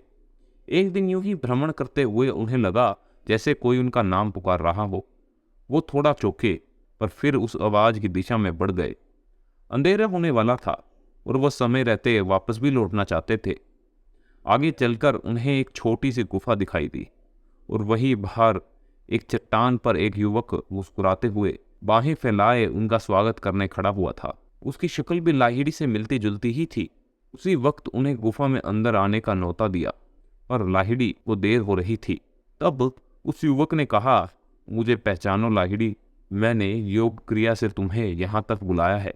अचानक लाहिड़ी को उनमें अपने गुरु बाबा जी दिखाई दिए। गुरुदेव कहकर वो उनके चरणों में गिर गए। मुझे सब याद आ गया है। यहाँ इसी गुफा में मैंने पिछले जन्म के कई वर्ष बिताए हैं और आप आज भी मेरी प्रतीक्षा कर रही हैं। दूसरे दिन उसके विदा लेते समय उनके चरणों में प्रणाम किया। जब बाबा जी बोले, हम लोगों के लिए कोई वियोग नहीं है, तुम जब मुझे याद करोगे तब प्रकट हो जाऊंगा। गुरु और शिष्य की इस पारंपरिक चर्चा में अभी बहुत कुछ बाकी है। आप हमारे साथ यूं ही बने रहें, इस कथा अमृत का रस लेते रहें। लाहिड़ी महाराज की प्रसंग। रानीखेत के पास अल्प समय मिलने के बाद उस निस्वार्थी गुरु ने अपने प्रिय शिष्य को अपने पास नहीं रखा, बल्कि लाहिड़ी महाराज को जगत में अपना जीवन कार्य पूरा करने के लिए छोड़ दिया। नमस्कार, मैं हूँ रवि और आप सुन रहे हैं योगी कथा अमृत का सार। सन 1861 में काशी के एकागी कोने में एक महान आध्यात्मिक पुण्य स्थान का श्री गणेश हुआ। साधारण लोग समाज इसके बारे में जानते नहीं थे, परंतु जिस प्रकार फूलों की सुगंध को छिपाकर नहीं रखा जा सकता, उसी प्रकार आदर्श पुरुषोत्तम का जीवन चुपचाप व्यतीत करते लाहिड़ी महाराज अपने स्वाभाविक तेज को छुपाकर नहीं रख सके। भारत के कोने कोने से ख्याति सुनकर भक्त उनके पास आने लगे। दिन प्रतिदिन ये महान गुरु एक दो साधकों को क्रिया योग शिक्षा देते थे। अपने इन आध्यात्मिक कर्तव्य एवं व्यवसायों तथा पारिवारिक जीवन के कर्मों के अलावा वो शिक्षा के क्षेत्र में भी हिस्सा लेते थे। उन्होंने कई घरों में छोटी छोटी पाठशालाएं शुरू करवा दी थी और काशी के बंगाली तोले मोहल्ले में एक बड़े स्कूल के विकास में भी योगदान दिया। गीता सभा नामक सभाओं में गुरुदेव अनेक लोगों को शास्त्रों को समझाते थे। साक्षात परमात्मा के आसन पे विराजित होते हुए भी लाहिड़ी महाराज बिना किसी भाव के सबका आदर करते थे। जब उनके भक्त प्रणाम करते थे तो वह भी उत्तर में उन्हें उतनी ही श्रद्धा से नमस्कार करते थे। वो स्वयं तो अपने भक्तों के पांव छू लिया करते थे, पर उन्हें कभी अपने पांव छूने नहीं देते थे। हर धर्म के लोगों को क्रिया योग की दीक्षा देते थे। लाहिड़ी महाराज की जीवन की एक उल्लेखनीय विशेषता थी, केवल हिंदू ही नहीं, उनके प्रमुख शिष्यों में मुसलमान और ईसाई भी थे। उनके एक मुसलमान शिष्य अब्दुल गफूर खान दीक्षा लेकर अंततः ऊंची अवस्था में पहुंच गए थे। स्वयं सर्वोच्च ब्राह्मण जाति के होते हुए भी गुरुदेव ने अपने समय के कट्टर जाति व्यवस्था को तोड़ने की दिशा में सहायक कदम उठाए थे। जीवन में सभी क्षेत्र के लोगों को इस गुरु की छत्र छाया में आश्रय मिलता था। सभी संतों के समान उनके मन में भी समाज के पीड़ित दलितों के लिए प्रेम का भाव था। याद रखो कि तुम किसी के नहीं हो और कोई तुम्हारा नहीं। इस पर विचार करो कि किसी दिन तुम्हें संसार का सब कुछ छोड़कर चले जाना होगा। तो महान गुरु अपने शिष्यों को यही शिक्षा देते थे। गुरुवर उन सबको अपने अपने धर्म के अच्छे परंपरागत नियमों का निष्ठा के साथ पालन करने के लिए प्रोत्साहित करते थे। लाहिड़ी महाराज अत्यंत विचार पूर्वक अपने सभी अनुयायियों को उनकी स्वाभाविक प्रवृत्तियों के अनुसार भक्ति योग, कर्म योग, ज्ञान योग या राजयोग के मार्ग पर चलने की शिक्षा देते थे। संन्यास लेने की इच्छा रखने वाले शिष्यों को वो आसानी से उसकी अनुमति नहीं देते थे। संन्यास जीवन बहुत कठिन है, ये समझते हुए भले भांति विचार कर लेने का परामर्श देते थे। एक दिन भगवत गीता पर लाहिड़ी महाराज का प्रवचन सुन रहे शिष्यों को उनकी सर्वव्यापता के एक झलक देखने को मिली। कथा सुनते हुए अचानक वो हांफने लगे, मानो उनका दम घुट रहा हो और सांस लेने में कष्ट हो रहा हो। जोर से चिल्लाए, जापान के समुद्र तट के पास में अनेक लोगों के शरीर के माध्यम से डूब रहा हूँ। और कुछ ही दिनों बाद सबने समाचार पत्र में पढ़ा कि उस दिन जापान के पास एक जहाज में यात्रा कर रहे कई लोगों के डूबने से मृत्यु हो गई। आध्यात्मिक उपदेश के लिए उनके समक्ष उपस्थित न हो पाने वाले शिष्यों के अनुरोध पर वो उन्हें स्वप्न में भी दीक्षा देते थे। यदि कोई शिष्य किसी सांसारिक दायित्व की उपेक्षा करता था तो महाराज उसे प्यार से समझाकर रास्ते पर ले आते थे। उनके दोषों के बारे में भी वो अत्यंत सौम्य और शांति धारा शब्द में बोलते थे। काशी के शिष्यों के अतिरिक्त भारत के दूर भागों से भी सैकड़ों लोग लाहिड़ी महाराज के दर्शन करने और उनकी वाणी सुनने वहां आते थे। उनके अनेक शिष्य समाज में ऊंचे स्थान पर पहुंचकर प्रचार द्वारा क्रिया योग का प्रसार करना चाहते थे, पर गुरुदेव ने इसके लिए कभी भी अनुमति नहीं दी। एक शिष्य तो काशी नरेश के वैद्य थे। उन्होंने लाहिड़ी महाराज को काशी बाबा का नाम देकर उस पर प्रचार करने का प्रयास किया, पर गुरुवर ने उसके लिए भी मना कर दिया। और उन्होंने जो संदेश इस संसार को दिया है वो आज के संसार की आवश्यकताओं के अनुरूप भी है। परमहंस योगानंद का कहना है कि उनके जीवन पर एक पूरा ग्रंथ लिखा जा सकता है। योगानंद पर चर्चा अभी समाप्त नहीं हुई है, जुड़े रहे हैं हमारे साथ। अमेरिका, अभय और यात्रा। पश्चिम काल से ही भारत में कुंभ मेले लगते आ रहे हैं।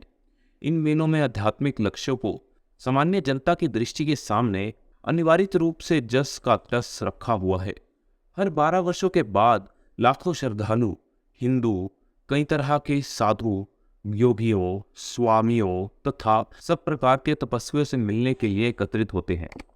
इनमें अनेक तपस्वी ऐसे होते हैं जो केवल कुंभ मेले में आकर ही सांसारिक लोगों को अपना आशीर्वाद देते हैं, अन्यथा कभी अपने एकांत समय से बाहर नहीं निकलते।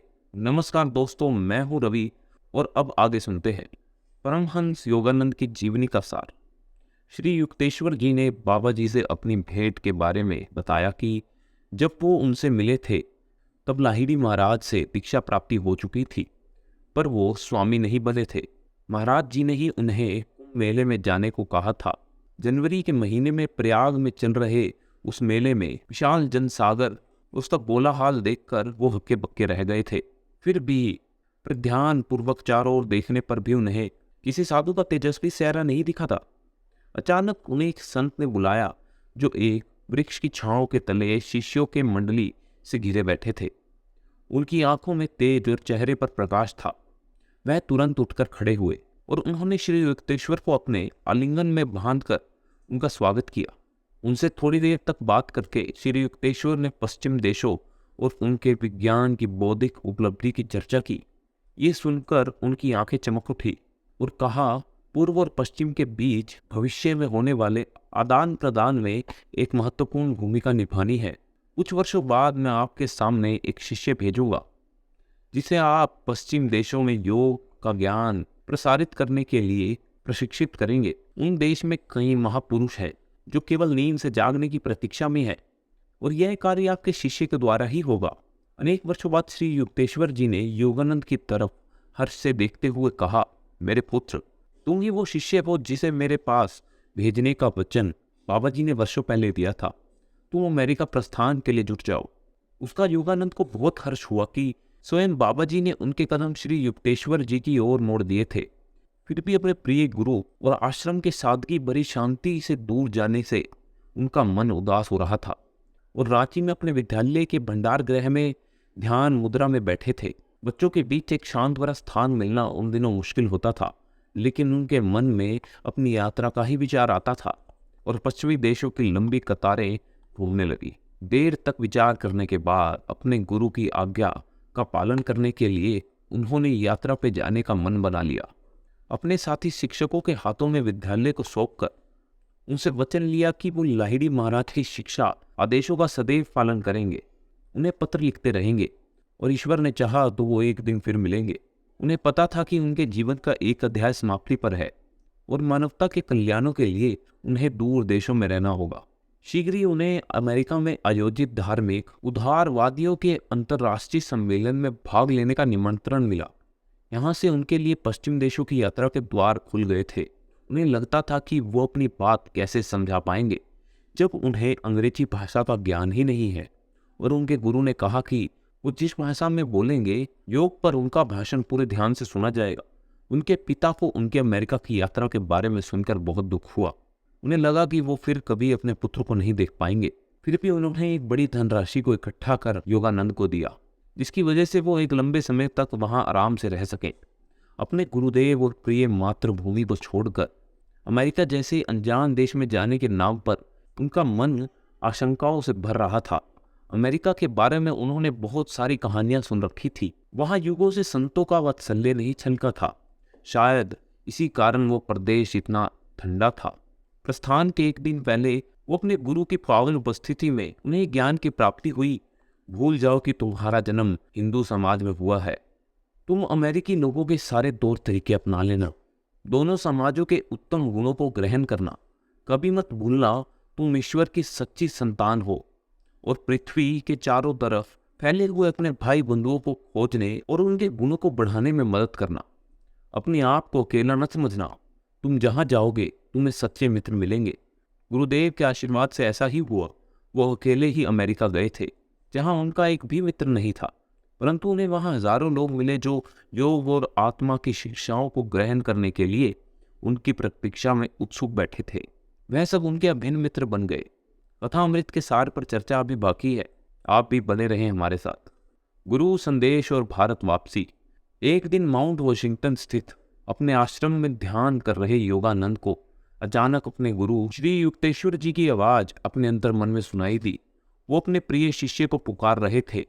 15 वर्ष से वो धीरज के साथ उनके लौटने की प्रतीक्षा कर रहे थे, पर अब जबकि शीघ्र ही वह संसार त्यागने वाले थे, एक बार योगानंद को देखना चाहते थे।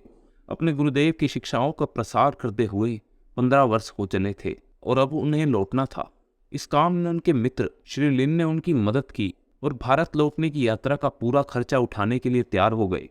योगानंद के बनाए हुए सेल्फ रियलाइजेशन फेलोशिप अब कैलिफोर्निया में पंजीकृत हो चुकी थी। उन्होंने अपना सब कुछ इस फेलोशिप को दान कर दिया था। उन्होंने अपने शिष्यों से कहा कि वह फिर अमेरिका अवश्य आएंगे, इस देश को कभी नहीं भूलेंगे। लॉस एंजलिस में उनके मित्रों ने एक विदाई भोज बनाया और योगानंद लंबे समय तक उनके चेहरे निहारते रहे। उस मित्रता की मधुरता पर वो कृतज्ञ हो गए। एक बार फिर अत्यंत हर्ष के साथ योगानंद भारत की पवित्र हवा में सांस ले रहे थे। उनका जहाज मुंबई के विशाल बंदरगाह में आकर रुक गया था। उनके कई मित्रगण फूल माला लिए उनके स्वागत में खड़े थे। पास ही स्थित ताजमहल होटल में उनके रुकने का प्रबंध किया गया था, जहां प्रेस संवाददाता भीड़ बनाकर उनकी प्रतीक्षा कर रहे थे। परंतु योगानंद को उनमें कोई रुचि नहीं थी। वो अपने गुरु और आत्मीय जन से मिलने के लिए अधीर थे। बहाना रुककर वो सीधे रेलगाड़ी से कोलकाता की ओर चल पड़े। एक बार फिर हावड़ा स्टेशन पर उन स्वागत के लिए विशाल भीड़ उमड़ पड़ी। इस प्रेम भाव के साथ और जिस तरह उनका स्वागत हुआ, उन्हें उसकी कल्पना भी नहीं थी। उनके आगे आगे कारों और मोटरसाइकिलों की लंबी कतार चल रही थी। उनके पिता ने उन्हें गले लगा लिया और दोनों बहुत देर तक एक दूसरे से लिपट कर रोते रहे।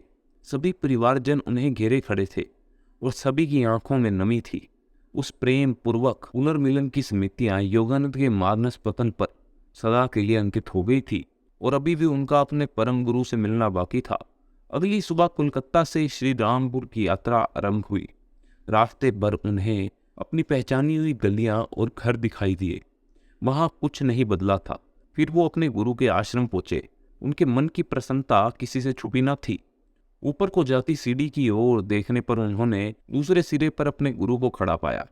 उनकी छवि किसी महान ऋषि के समान थी। उनके परम सानिध्य में आकर योगानंद एक बार फिर से धन्य हो गए। उनकी आंखों से आंसू बह निकले। उन्होंने घुटने टेककर अपने गुरु का अभिवादन किया और उनके चरणों की धूल को माथे से लगा लिया। बहुत देर तक किसी के मुंह से कोई शब्द नहीं निकला। फिर वो दोनों फर्श पर बैठकर एक दूसरे से बातें करने लगे। 15 वर्ष के वियोग को भरने की आयाम चेष्टा, गुरु शिष्य के मिलने का इससे सुंदर दृश्य वहां किसी ने न देखा था। श्री रामपुर और कलकत्ता से थोड़ा सा अवकाश पाते ही योगानंद अपने विद्यालय की ओर रांची प्रस्थान कर गए। वहां फिर एक बार फिर उनका भव्य स्वागत हुआ। 15 वर्ष से उनके अनुपस्थिति में भी पूरी श्रद्धा और समर्पण के साथ वहां के शिक्षक अपना कर्तव्य निभा रहे थे। आश्रमवासी छात्रों के दमकते चेहरे इस बात का प्रमाण थे, किंतु फिर भी वो लोग भारी आर्थिक संकट का सामना कर रहे थे। कोष में पैसा नहीं था, कोई दान भी नहीं दे रहा था।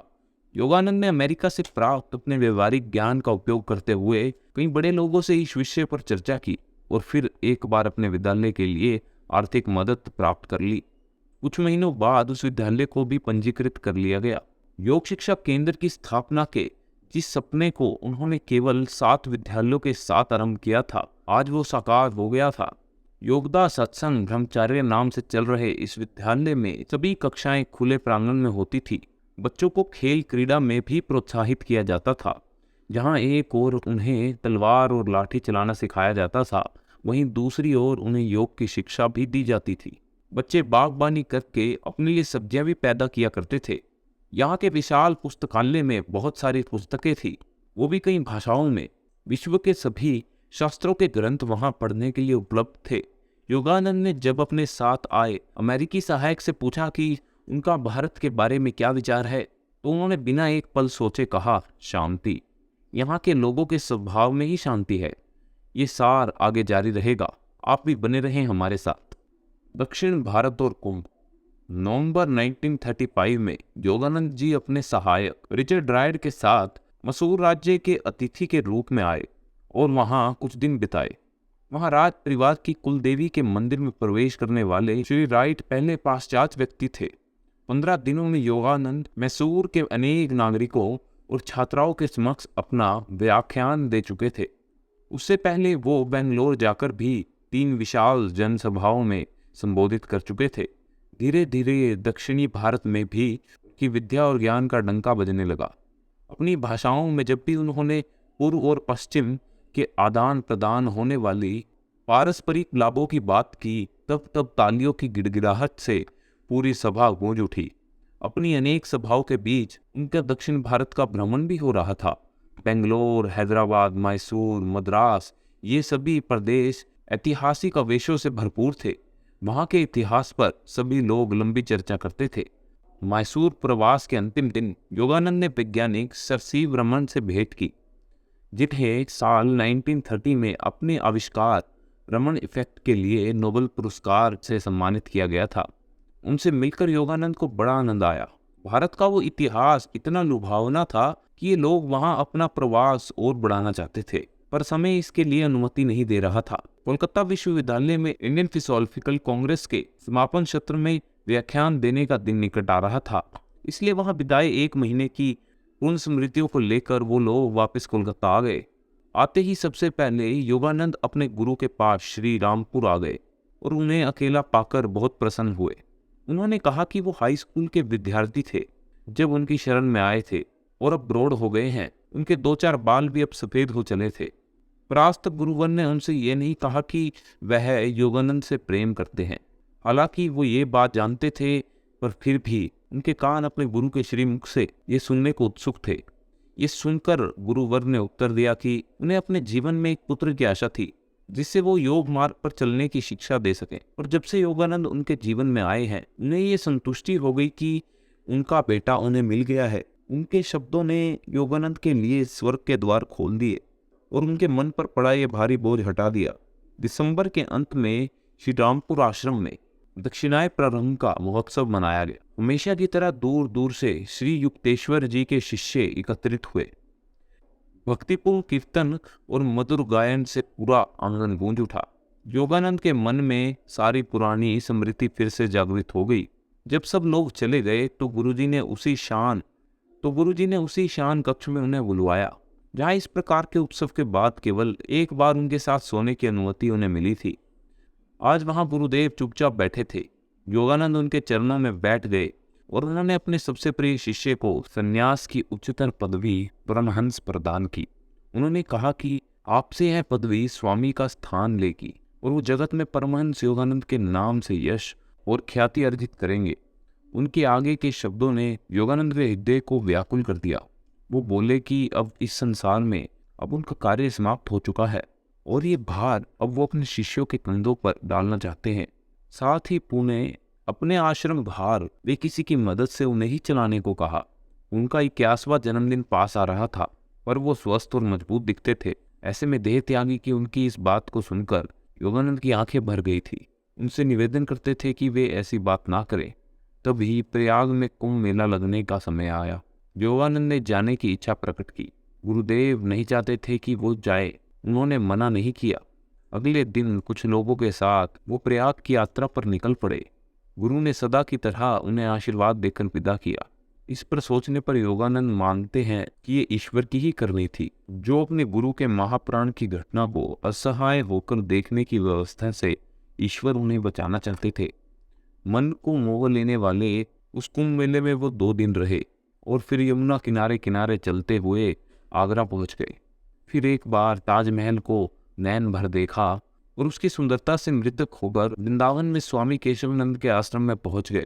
उनका आश्रम ईंटों से बनाया विशाल भवन था, जिसमें सुंदर उद्यान और भारी भरकम स्तंभ लगे थे। उनकी बैठक में लाहिड़ी महाराज की एक विशाल फोटो टंगी थी। योगानंद की मंडली ने उन्हें प्रणाम किया और उनके चरणों में स्थान ग्रहण किया। आगे की कहानी जानने के लिए आप बने रहें हमारे साथ। गुरुवर का वियोग।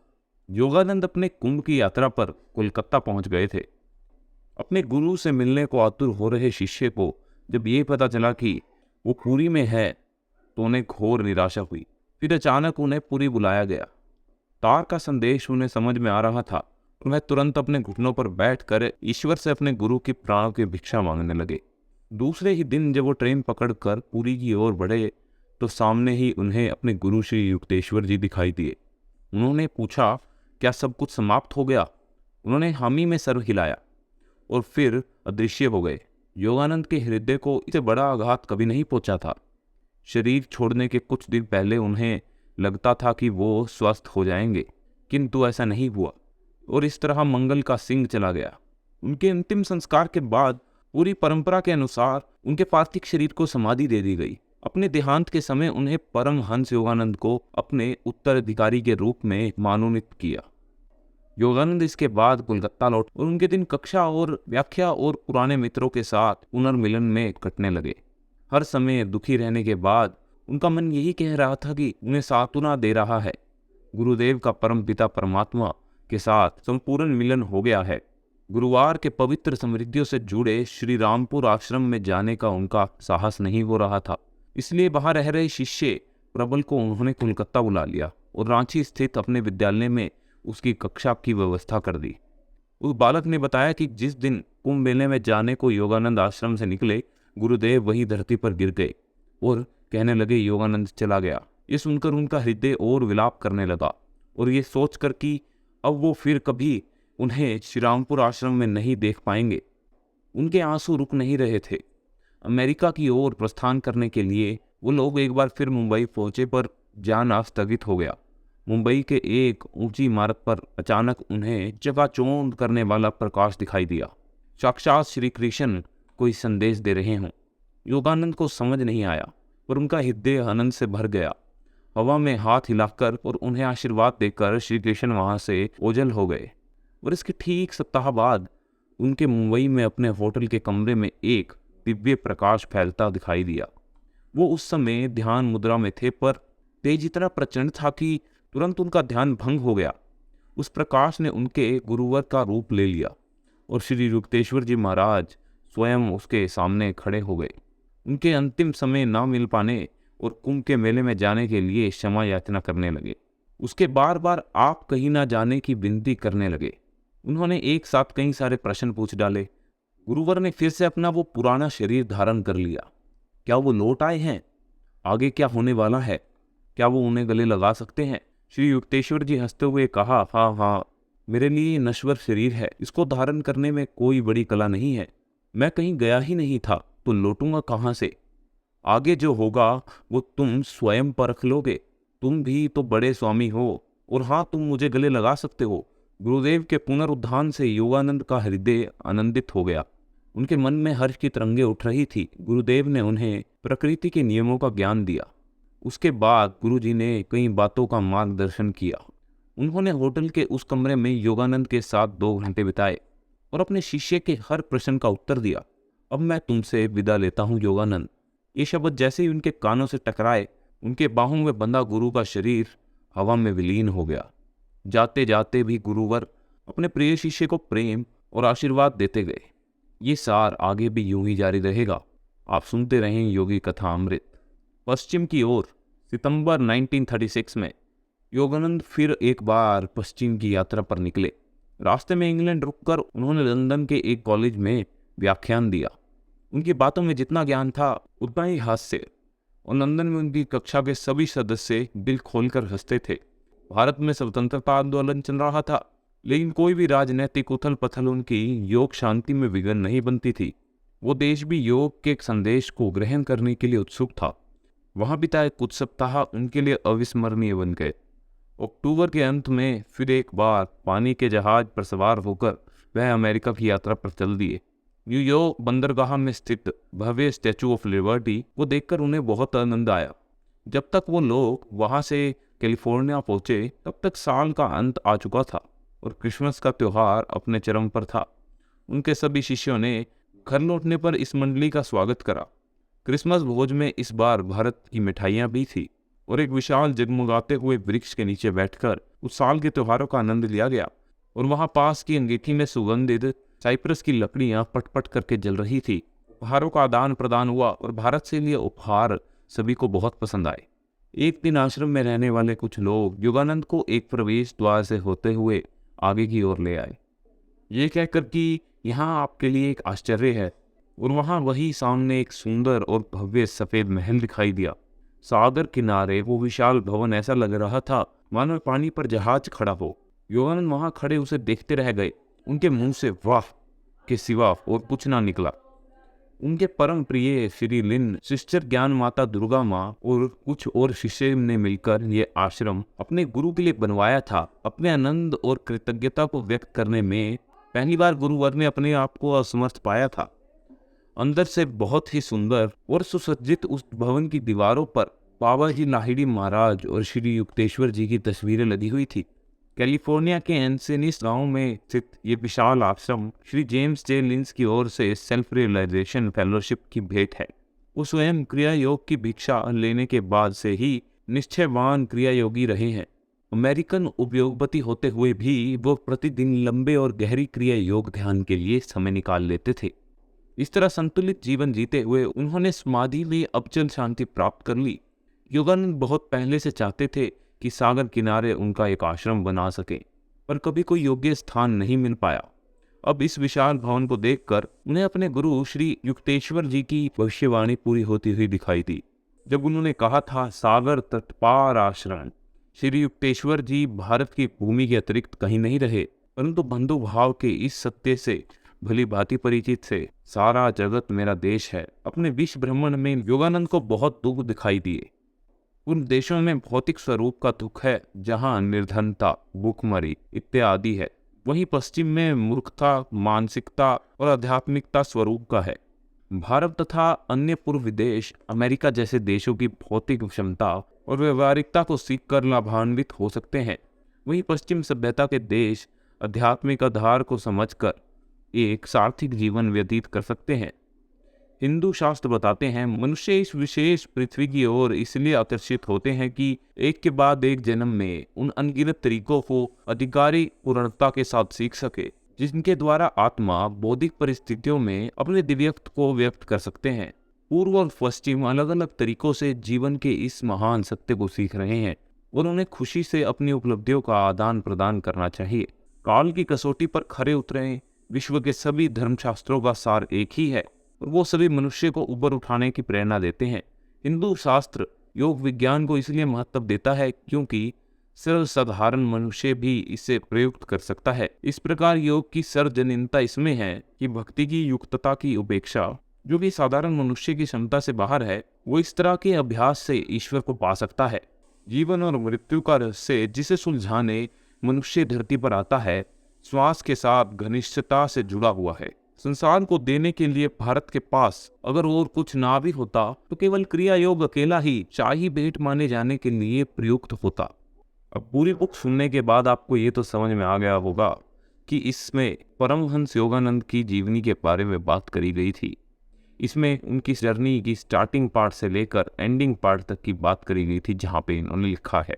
इसमें उन्होंने शुरुआत में ये बताया कि भाई कैसे उनकी यात्रा की शुरुआत हुई, उनको कैसे अपने गुरु मिले, उसके बाद वो कैसे कैसे अगले अगले पड़ावों पर बढ़ते चले गए और उन्होंने कभी भी ईश्वर से अपनी श्रद्धा को कम नहीं होने दिया और अपने गुरु पे हमेशा भरोसा रखा। ऐसे करते करते उन्होंने अपनी यात्रा को एक सफल यात्रा में बदल दिया। अगर आपको हमारी ऑडियो बुक पसंद आई हो तो हमारे चैनल को लाइक और सब्सक्राइब करना मत भूलिएगा और मिलते हैं आपसे एक नई पुस्तक के साथ, नए विचारों के साथ और नए लर्निंग्स के साथ। टाटा, सी यू, बाय बाय।